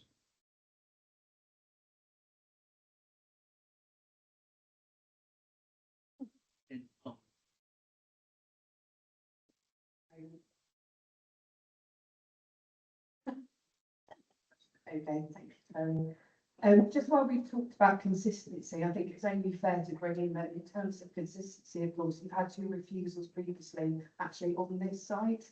And the timing in terms of those refusals is quite interesting for the community. So you'll be aware that section 2.5 duty in relation to the national landscapes previously was not as strong. It was just about conserving and enhancing the nature and the feel of that national landscape. Now, in December 2023, that duty was strengthened, and it then became to seek to further. So it became much more about proactively being able to find something about those developments that further the beauty and enhance and conserve those national landscape areas. Now, one of the refusals was on the 26th of October 2023, and that was actually under the old test, which is a less than robust test, is what that is now. So also that test is now different. So when you're considering the reasons for your refusal, I would suggest that one of the material considerations you also need to consider is the previous refusals on this site, and why, as a committee, you would be going against and not being consistent with those previous refusals, particularly given the fact that the duty is now stronger on the planning committee, on the council, as it was when one of the refusals was made. Otherwise, I don't give you that advice in terms of pushing in either direction. I give you that advice to help make sure that those reasons to assist you being robust, so that any potentials for legal challenge are minimised as much as possible.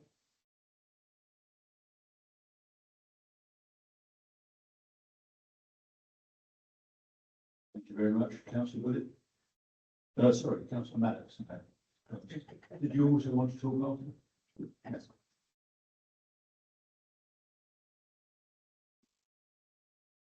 Yes, so my thought process, because of the site visit, and spending a lot of time on the footpath that comes down and cycling off along and around, I don't personally think it would have that much of an adverse effect, because the design of the property, with what's there now, I think would only be a positive rather than a negative.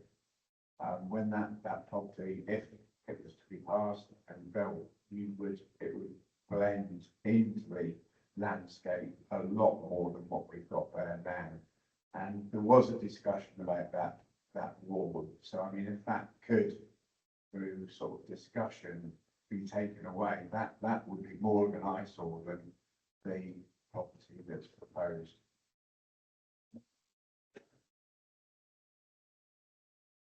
Just to come back on that, councillor Mallet, I think as Karen said, it's not that it's going to blend, it's higher bar than that. It's conserve and enhance that protected landscape.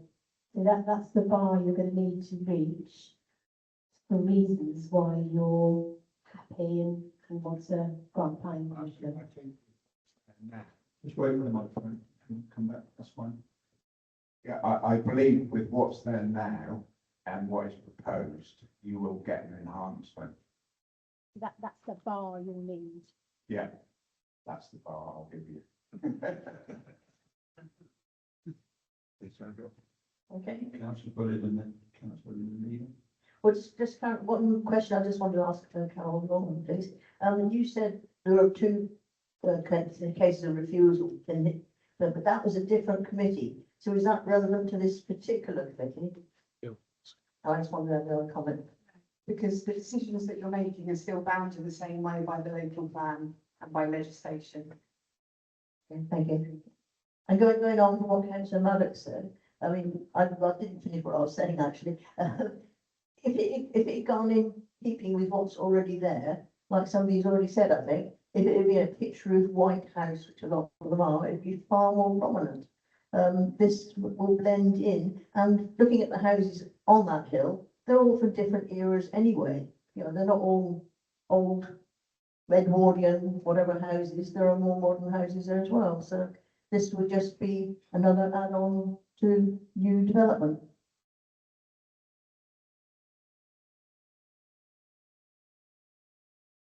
Councillor Legal. Thank you, Chair. Mine's more questions and comments, so looking at page 18 and 19, it identifies the previous planning applications which have been refused on this site. I have to say, I haven't delved into why they were refused, what the grounds were for refusal. That would be of interest. And I suppose my other question is, I appreciate the national landscape, that the duty to enhance or to further the aims of is something that is a material planning consideration, and that we do need to take that into account. And I suppose my question is about how does one determine, are there guidelines on how one determines if something is an enhancement or not? And so that's kind of my question, I guess. Do you want me to come back on the first bit and Carol, you come back on the second bit? Yeah. So just having a look at planning application 78702, which was refused October 2024. So the very simple grounds really, the proposed development by reason of its design, scale, siting and appearance would not preserve or enhance the significance of the conservation area as a designated heritage asset, and conserve and enhance the landscape character, natural beauty, special qualities of the national landscape. The proposal is not considered to have a positive impact on the designated landscape and does not relate well to that of nearby buildings, and would therefore result in inappropriate development, contrary to policies SCO4, SCO9, SC14, SC15, DMO4, DMO7, DMO08A of the North Dublin Torridge Local Plan. And it looks like there was insufficient information for a second reason in regards to ecology, protected species, which I believe is not a reason now. Thank you. So very simple grounds, really. So then the question then becomes, what was the application, and was the application very similar to So this one? the application, the demolition of existing dwelling and erection of 2 dwellings with associated landscaping and parking was the description. So actually the issue that we're talking about is visual impact. So from that, I haven't got a clear idea at all about, you know, was it a similar dwelling that was proposed? Was it something that its roof? Was it, I mean, who knows? I have no idea. I mean, obviously the history of this form part of that material consideration, but we are obviously looking at the proposed plans in front of us. All right. Sorry, Chair. If I can come back on the second point as well. And the information that Tracy's just read out for you all is on page 28 and page 29 in terms of those previous applications. The difficulty that we've got with this section 245 duty is that it's still relatively new. I think one has to be very careful with the words that they choose, because that makes a significant difference. But I think in the loosest of terms, we're looking for a betterment. We're looking for something that the development brings that furthers the natural beauty of the environment. From the appeals that we've seen and from the case law that we've seen, not that there's a lot of it, unfortunately, but and some of you may have heard me talk about it at a previous meeting, in that we had a planning appeal in our area, where the inspector, who obviously is looking at the planning decisions and planning merits rather than the legal side of it so much, he decided that development did fulfil that duty, because the development was a timber, very small sort of timber. I'm not sure whether it was a timber dwelling or a shed, but essentially it was being used for a purpose of furthering the environment. So it was used, I believe, in relation to, Tracy might remember more, that one might remember more, but it was in relation to timber So that was a couple of months ago. You may recall me going through planning appeals. It was a shed to store tools, or he had woodland, and ultimately he wanted to plant a lot more woodland, or have planted a lot more woodland. So the inspector said actually that was furthering the purposes, because actually that enabled that conservation enhancement of basically building or planting more trees to have a better, more protected area. So kind of that was the rationale that the inspector gave for further than the purposes of that protected landscape, enabling that to happen. Okay, members, had a good discussion. We know where some of you are. We have a recommendation first for approval from Councillor Maddox, and then an amendment by way of refusal to follow the officer's report from Kane, Lane, Etherby. I think it would be useful now if we can hear from Councillor Hager Booth what reasons you would have for an approval and how this addresses the single but lengthy reason for refusal as stated in the report. Thank you, Chair. Can I just ask, is the agent allowed to speak at this stage? Because I've seen signals that he would like to. If you have a question, if anyone has a question that can't be answered by one of the officers and you think it's a particular question, then through me and with the member's approval, we can seek clarification on a factual matter from the agent. I just saw his hand waving and then he wants to say something, but I'm afraid it's the end of the public participation unless members tell me that they want the point clarified, and that would be a technical point, as a matter of fact. I'm not sure if anyone has such a question, but maybe they'll think of one while I'm talking. I'll come back to you, Councillor Bullitt, or did you want to come in? You could just ask the agent whether he considers it a betterment. No, I don't think that's appropriate at all.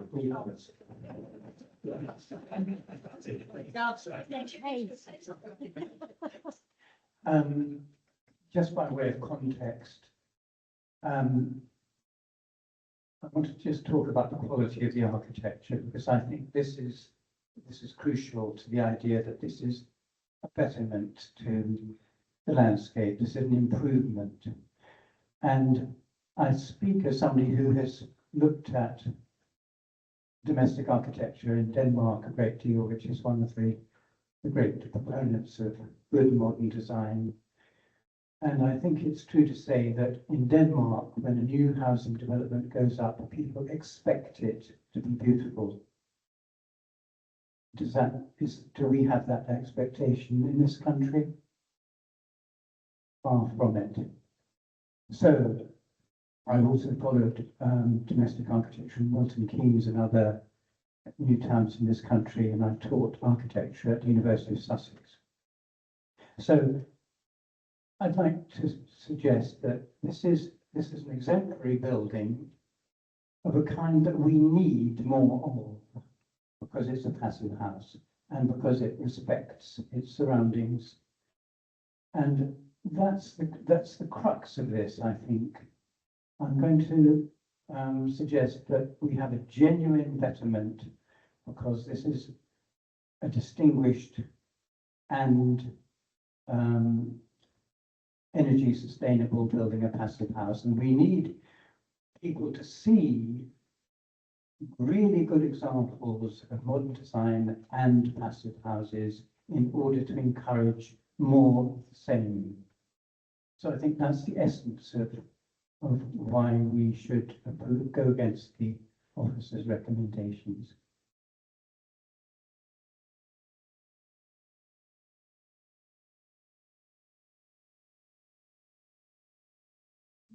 Councillor Maddox, did you want to comment on that or add anything to that?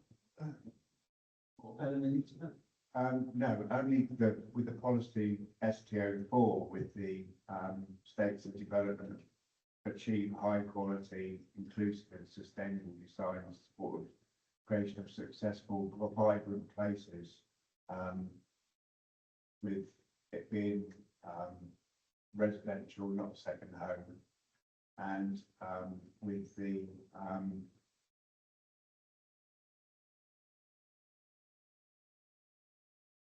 I think the DM04 as well.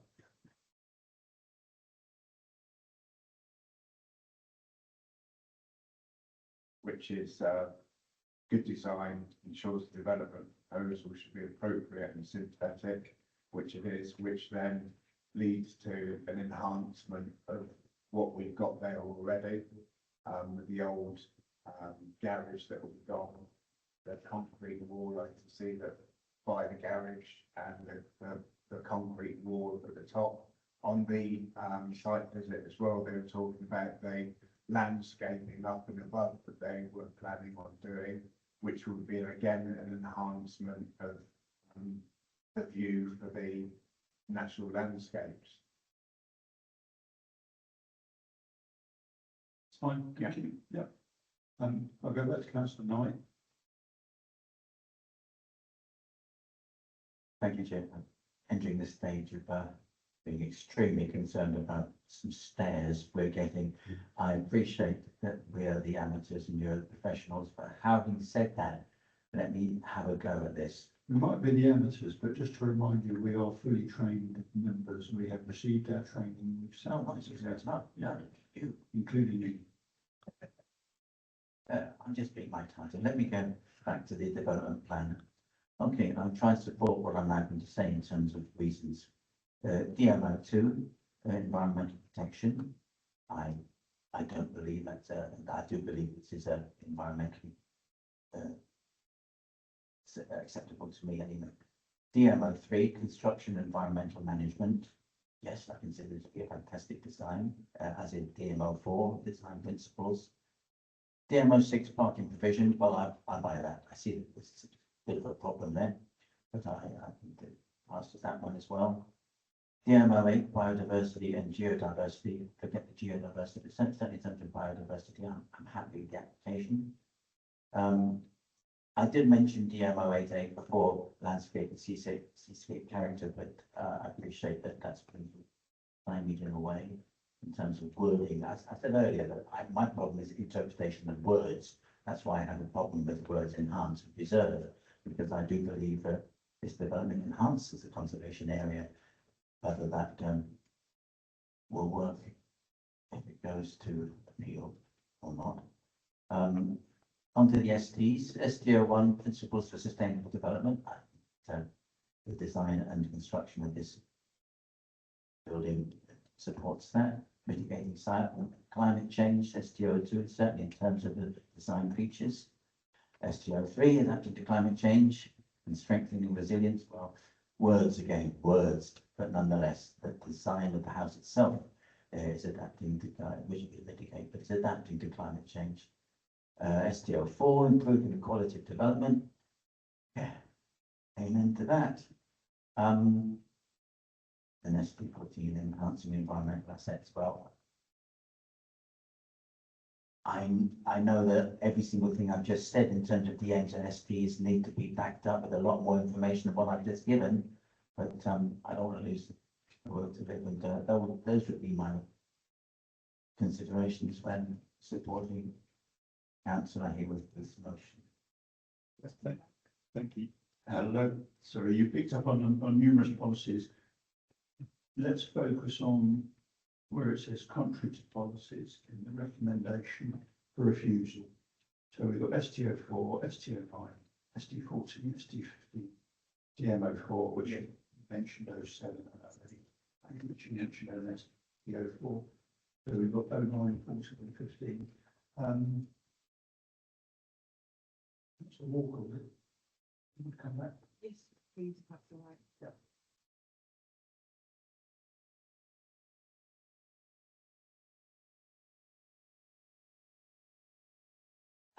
It's been mentioned that the planning application on this site have been reviewed twice in recent times. I just refreshed myself on what was actually proposed for the site on the last application that was refused.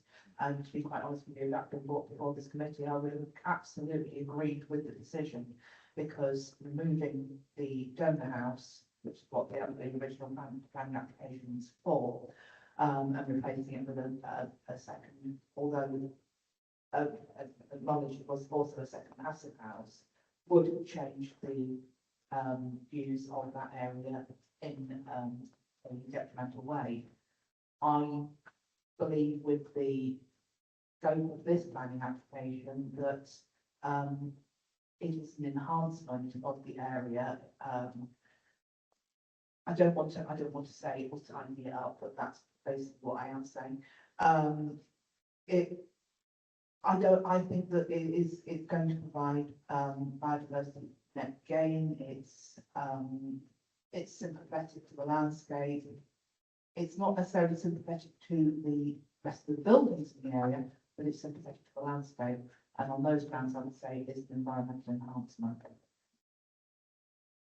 Those 2 points. I want to come back in a few bits. Yeah, members have got their hands up, so. Thanks a bit more. May not be working, sis. Okay, so just to sort of, just conscious of time and for me to assist with members in terms of where I feel you want to go. So I think the crux of it is, so planning officers and the conservation area officer has considered the application, doesn't feel that it preserves or enhances the character of Willicombe Conservation Area.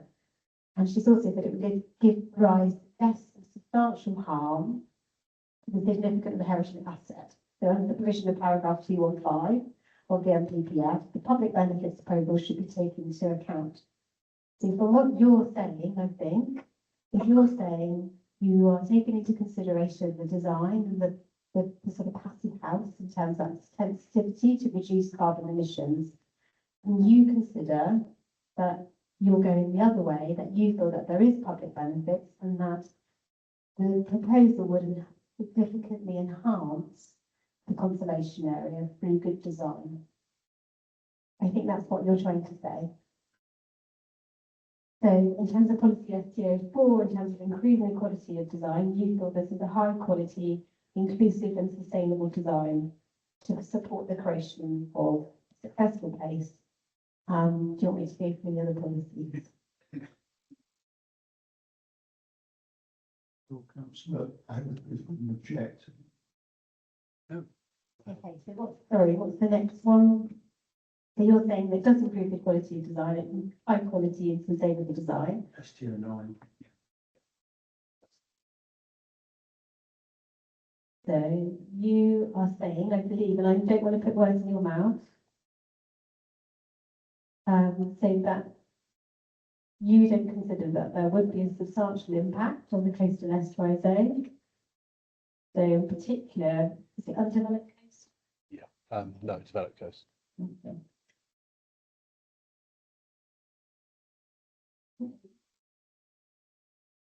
So you don't feel that the unsport character, appearance, tranquility of the area, the undeveloped character of the heritage coast, it would be reasonable to refuse the application. Next policy. STO9. ST14. I think councillor Hayward's point is it's actually having a positive Yeah. impact on the Yeah, and I- appearance and tranquility. Yeah.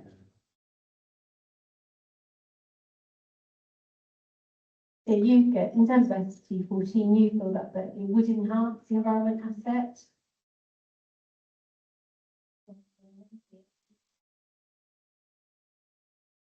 So in terms of DM policies for the design, you feel that it is an inclusive, high designed development?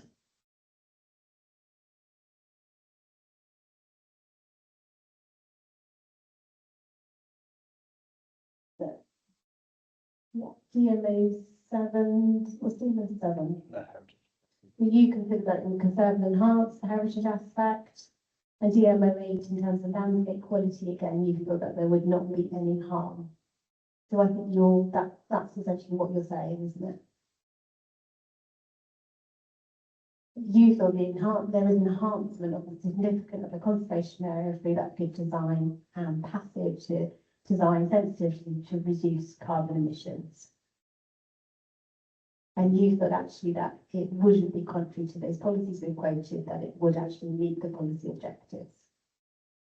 So councillor Hayward-Booth and Maddox, are these words that you're comfortable with? Yeah.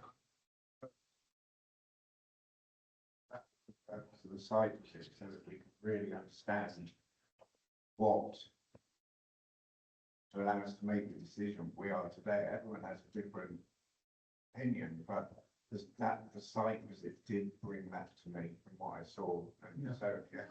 Trying to do that thing, I didn't go outside the day today.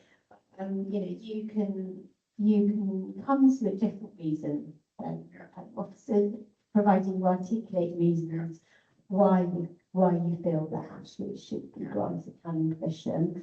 I think there was talk about second home ownership. Obviously, we can't condition that at all. So, you know, I know there's a lot of supporters of thing and labours, you know, they're good local people and good local family. Obviously, we can't condition that. So, you recognise that. Yeah. But ultimately, you're saying that you feel there is an enhancement of the conservation area through this proposal, through the good design and through that passive home. Can we kind of try and round it off? Well, I don't know if Carol wants to come back. Well, Carol, just to talk about the weighting, should Carol probably is the best person in terms of me, because I'm not a solicitor, I'm a town planner. in terms of planning balance,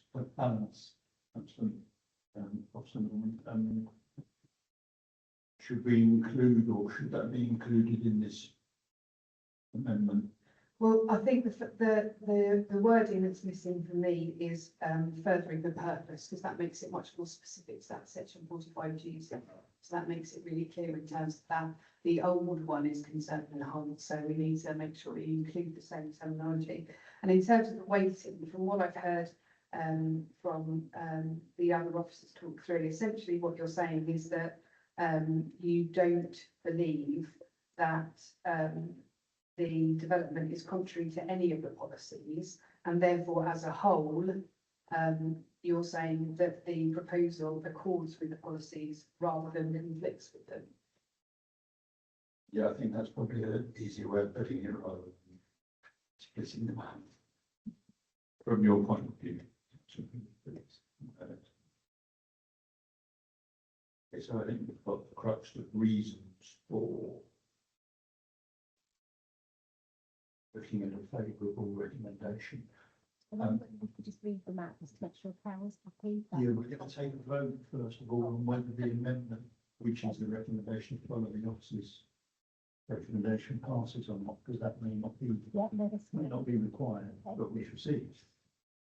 So I don't see any other hands. So the first vote we're going to have is whether the amendment, which is the motion from Lane and seconded by Lefferley, to follow the officer's recommendation for refusal. So that's just whether that becomes a substantive motion or not. So we're voting on whether that becomes then vote on.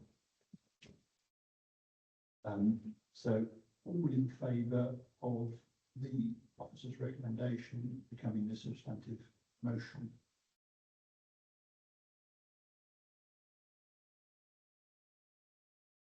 Those against? 2, 3, 4, 5, 6, Chair. Any abstentions? Selina? So that is lost. So we go back to Councillor Hayward-Booth's recommendation to approve contrary to the officer's report. So I think now's the time to capture the reasons that have been cited. So Treves, I believe, has been scribbling away. Did you want to have a first go, Councillor Hayward-Booth, or should we? I'm not sure if I did mention. Okay, well, let's do it one by one. Sorry, Chair. We're also missing in terms of the material considerations, those previous decisions. So I think what was stated is that that although those previous refusals have been considered, it's considered that they differ significantly from the development that you're currently considering, and that's why they are given much more limited weight. We have to be very careful that we're not feeding you these words. So we need to be able to hear that that's the terminology that we need to hear. Yeah. Certainly in terms of scale of design, there's significant differences.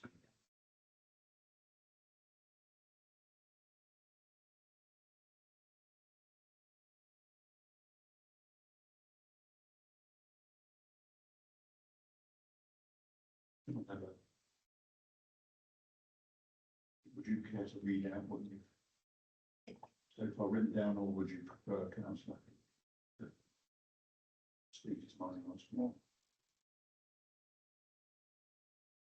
I've tried to capture what the officer Tracy Blackwell was saying there, that I've not captured, but I don't think we've captured every single comment that's made. I think we just need to go through it. That's what I've got, and then just clarify that. Yeah.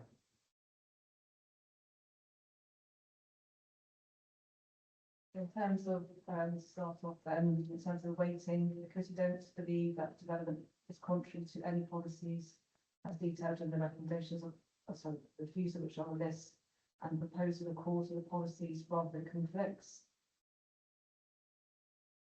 And although the previous permissions on this site have been refused, this proposal differences considerably from the proposal, so limited weight is given. And then it's to go through the various policies that were listed in the refusal. But also taking into consideration design, passive power to reduce carbon emissions, public benefit, the proposal of significant enhancement, enhancements conservation area to be designed. And the first policy mentioned was STO4, high quality and sustainable design.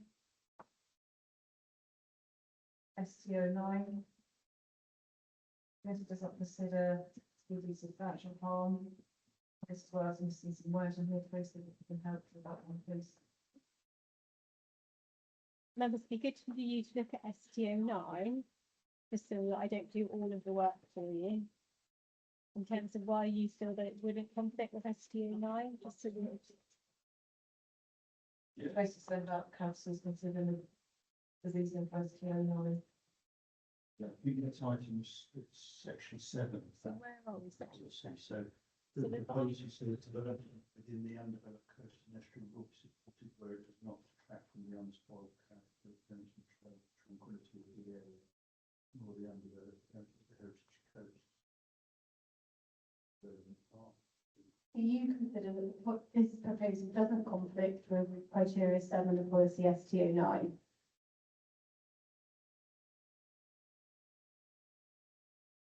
It's an improvement rather than detraction. And it doesn't detract.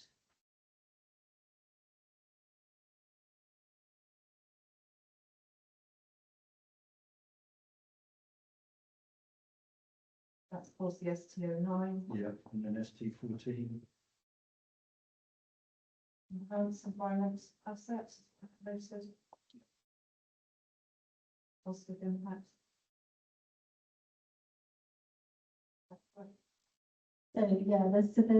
So G, protecting and enhancing local landscape and seascape character, taking into account key characteristics, historic dimensional landscape and density change. H, recognising the importance of the undeveloped coasts, estuarine and marine environments through supporting designation plan policies that aim to protect and enhance Northern Devon coastline, and then conserving and enhancing North Devon ecosystem. So ultimately, you don't feel that there would be, consciously you feel that there would be a protection enhancement of that natural environment.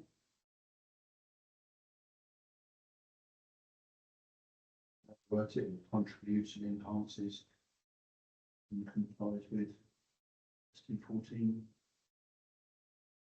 PH9. Yeah. So ST15, great weight will be given to the desirability of preserving and enhancing Northern Devon historic environment by conserving the historic dimension of the landscape, conserving culture-built historic and archaeological features of national and local importance settings, including those that are not formally designated, identifying and protecting local important buildings that contribute to areas of disease applies, increasing opportunities for access, education, and appreciation of all aspects of Northern Devon's historic environment for all sections of the community. So you consider, in terms of the conservation area, that the proposal does preserve and enhance that historic asset. Yeah. Historic environment. Sorry, environment, yeah. That's also DM08. So that's ST15. Yes, yeah, those things.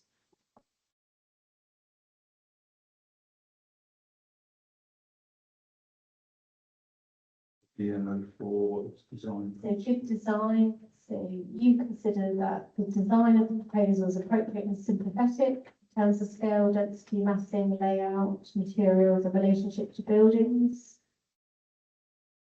I think you're saying it's better than good design.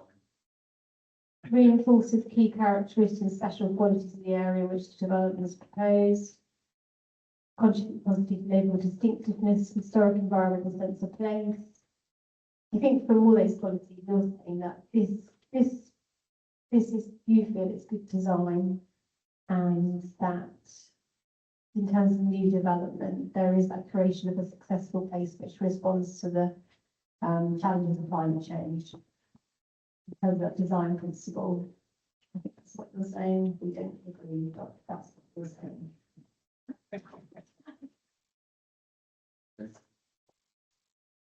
GMO7, again, historic environment. So all proposals affecting heritage assets should be so that's heritage statement. So proposals which conserve and enhance heritage assets and their settings will be supported. Where there is unavoidable harm to the heritage asset and their setting, proposals will only be supported where harm is minimised as far as possible and acceptable balance between harm and benefit can be achieved in line with national quality tests, giving great weight to the conservation of heritage assets. So you consider that there is you feel that the proposal does conserve and enhance the setting and the conservation area, essentially, don't you? You don't, that there's a conflict with DMO7. Last one, DMO8A, so, well, Separate policies. the DMO8A, so development should be appropriate scale, mass and design that recognise and respects landscape characters, so designated and undesignated landscapes and seascapes. Should avoid adverse landscape and seascape impacts to enhance landscape. Where possible, development must take into account and respect the sensitivity and capacity of the landscape asset, considering cumulative impacts and the objective to maintain dark skies and tranquility in areas that are relatively undisturbed, using guidance from the joint local landscape character assessment. So it is within AOB that great weight will be given to conserve the landscape and significant beauty of the designated landscape and their setting. Proposals back to the North Devon area of outstanding natural beauty, A1B, which we now know has changed the naming of it, wording of it, should have regard to the statutory purposes, including to enhance their landscape character, natural beauty, conserved and enhanced. Development should be appropriately located to address the sensitivity and capacity of these designated areas and will not be permitted where it will conflict with the achievement of their statutory purposes. So in terms of the protected landscape, which is now what it's called, you consider, and I just want to look for power in terms of the wording of that, it's not just conserving and enhancing, it goes further than that.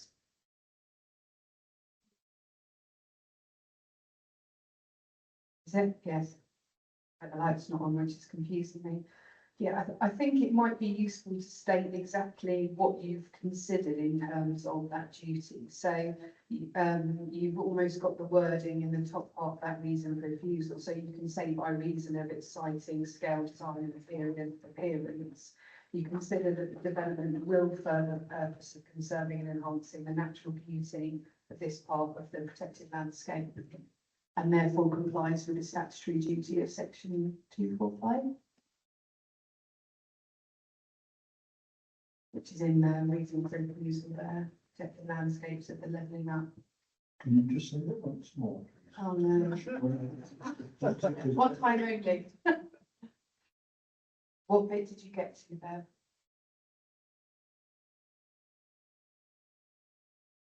By reason of site scale and design, And appearance.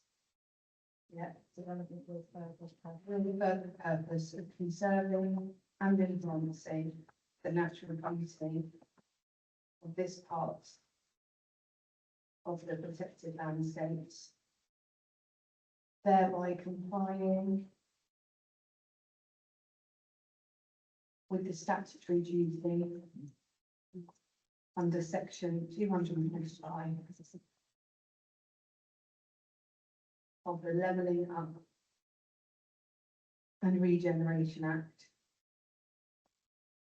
Got it, 2023.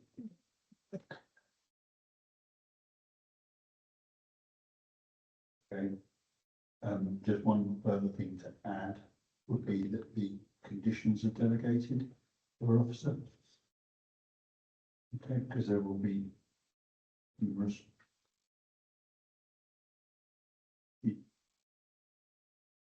So, Councillor Hayward, you're happy with what you've heard so far? We'll get to that. Councillor Mallett, you're happy with what you've heard so far? So there's a couple of councillors who want to come back to Councillor Lane and then Councillor Knight. Yeah, Chairman, I don't support it, but anyhow, it may be helpful at the end of it, of course, taken as a whole, the benefits outweigh the harm, because in actual fact, you're dealing with it as a whole, not in, if you're dealing with it in parts, yeah, but you also may be able to say, taken as a whole, the benefits outweigh the harm, maybe it's also. Chair, I think it's more about saying that in light of the above, the committee considers that the proposal put forward accords with the policies of the North Devon Torridge Local Plan and read as a whole. Is that what you meant? Yeah. I'm not sure it was what you meant. He's nodding. That would do.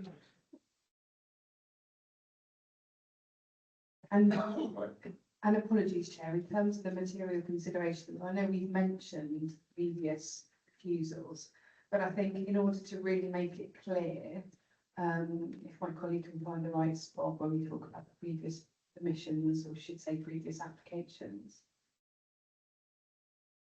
If we can also add, therefore, the members consider that there are no material considerations worthy of sufficient weight should indicate a decision other than that one. And that's just a fancy way of tying up the material consideration point. It's not even that fancy, actually. I'm making more of it than it is.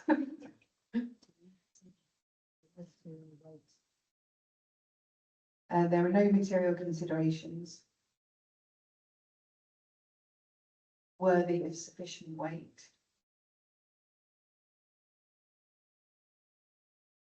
which would indicate a decision other than that above.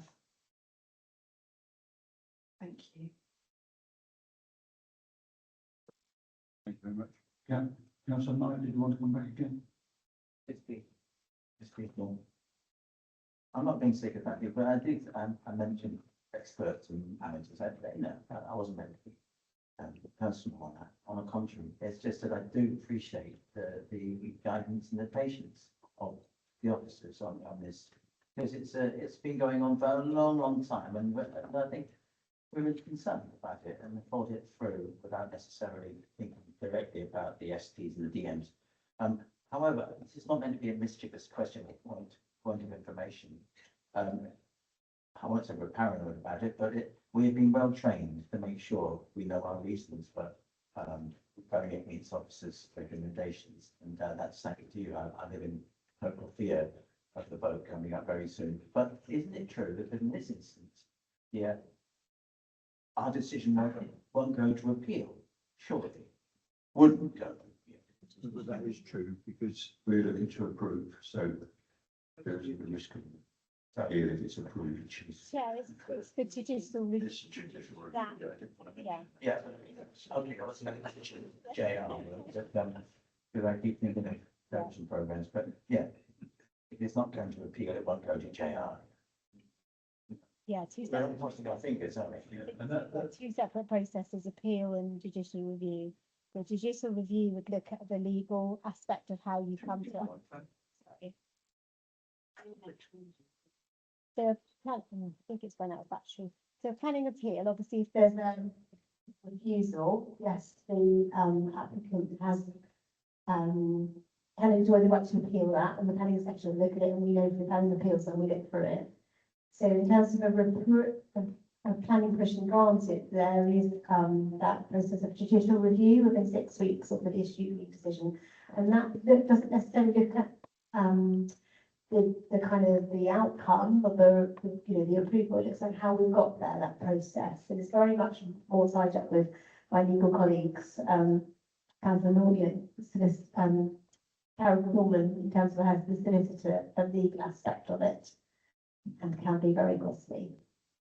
Chair, I've only got 4 minutes. Yeah, no, that's fine. We are going to take to a very short. I think it's actually really healthy that we've had this advice, had this debate, and had it in the public domain, because I think it's clarified people's thought processes and in a very sensible way that's open and transparent. So that's appreciated by me that we didn't have to adjourn. There is a sensible motion. Just on a protocol, am I correct in saying if this gets refused, the committee will have not determined the application? Is that correct? Because the first motion has been lost, so this is the only motion on the table.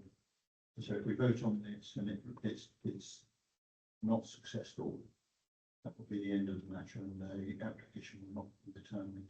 Is that correct understanding? Anyone? Would be my understanding. It's my understanding. It's, How it previously worked out, yeah. yeah. We haven't got any further amendments. It would need to come back and something else to look at. Beatrice, do you want to read that one more time? And we're happy that we've captured.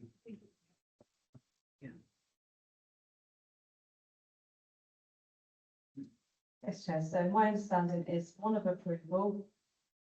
The committee has taken into consideration design as the passive house to reduce the carbon emissions, the public benefits, the proposal significantly enhances conservation area through good design for the following reasons: policy ST04, high quality and sustainable design; policy ST09, the proposed does not conflict with policy 7 of ST09, the improvement and does not detract; policy ST14, consider protection and enhancement of natural environments; policy ST15, consider conservation proposal does preserve and enhance historic environments; DMO4, committee considers good design and in terms of new development and creation of a place.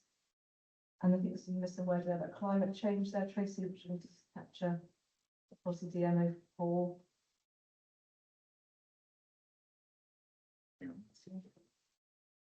And come back to that one. DMO7, consider that does conserve and enhance the setting conservation area. Policy DMO8A, protected landscape, considered by reason of the site, scale of design and appearance. The development will further the purpose of conservation, enhancing the natural beauty of this part of the protected landscape, and thereby complying with the statutory duty under section 250 of the Levelland Regulation Act 2023.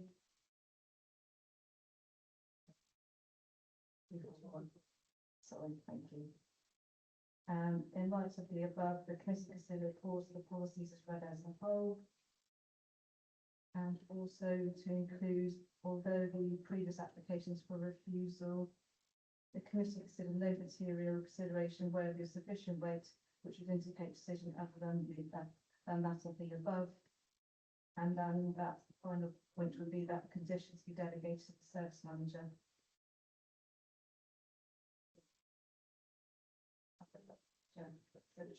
Query on DMO4.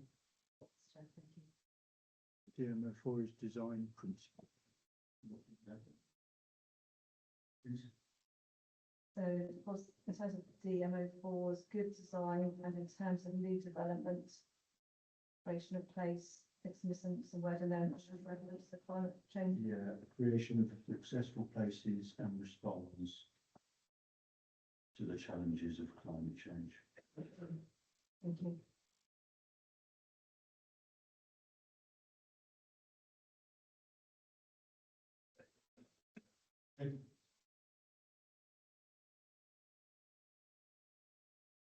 Fine, so we'll move to the vote. So all in favour of recommending approval?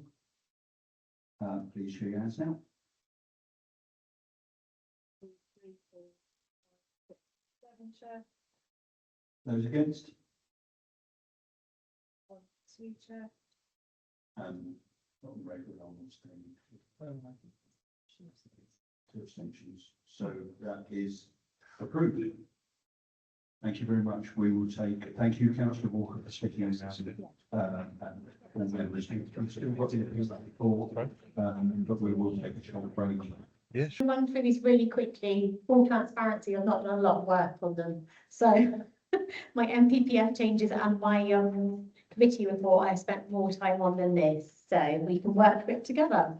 So 2 dismissed appeals, which is really good. So the first one is the erection of a new dwelling at land adjacent Court Farm, Higher Raleigh Road, Barnstable. Actually, it was Steve, so I did tell him he could come and say and do it, but he said he couldn't remember the details. So I think he just wanted to go. So this was an open agricultural field. You can see from the location plan, there was an area of sort of agricultural land. It is considered a countryside location outside the development boundary. The site was not considered to be a sustainable location. So the planning inspector has dismissed the appeal, feels that there is an effect on the character and appearance, but ultimately he or she looks at the need to deliver sustainable patterns of growth. And that's really key in terms of 11D, and doesn't feel that actually this does provide sustainable development. So that's really good. And again, it's that, presumption in favour of sustainable development. It's not because we haven't got a 5-year housing land supply, it's not nothing goes wherever in the countryside. It is still very much that golden thread at the moment in terms of the presumption in favour of sustainable development. The second one is a really interesting one. I generally wasn't sure which way this one was going to go when we refused it, and we didn't know which way we were going to go, I must admit, in terms of when we were looking at it.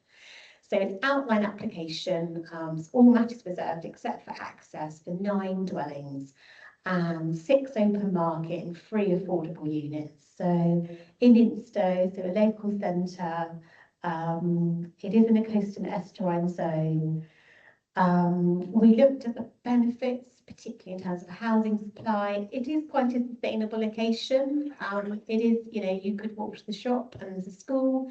So there certainly wasn't that element of unsustainable location. It was really about the harm. But we looked at the benefits in terms of, housing and particularly affordable housing. And we felt that the harm in terms of the change to an undeveloped field and the impact on the undeveloped coast, that harm outweighed the benefits.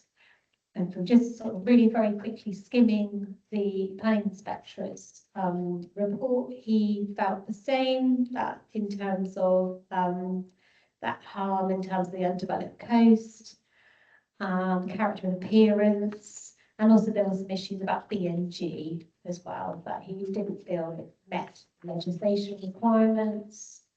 So yeah, so the harmonising from the impacts of the character and appearance of the other, together with the uncertainties over biodiversity net gain, would run contrary to the environmental objectives of sustainable development. So he felt the adverse impacts were significantly and demonstrably outweigh the benefits, and as such didn't feel that it met para 11D. So that was quite an interesting one that we felt actually could have gone either way, but it was really good that the inspector actually tilted it the same way as we did. So that's it in terms of appeals. So I think we Any questions from anybody? Okay, so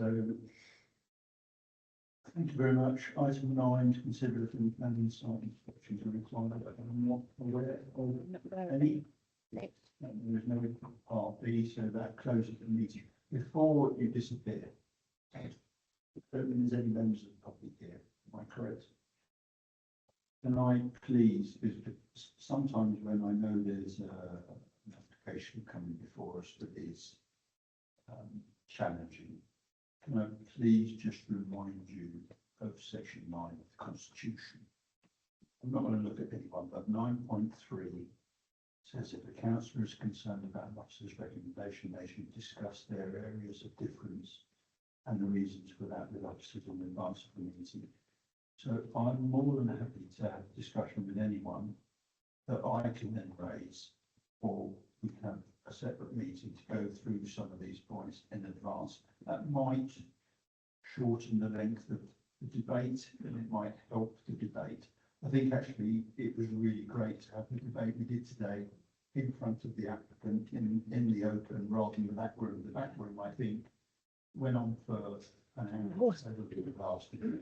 And we kind of went round and round, and being in the public really focused mind, and we had fantastic help from our officers.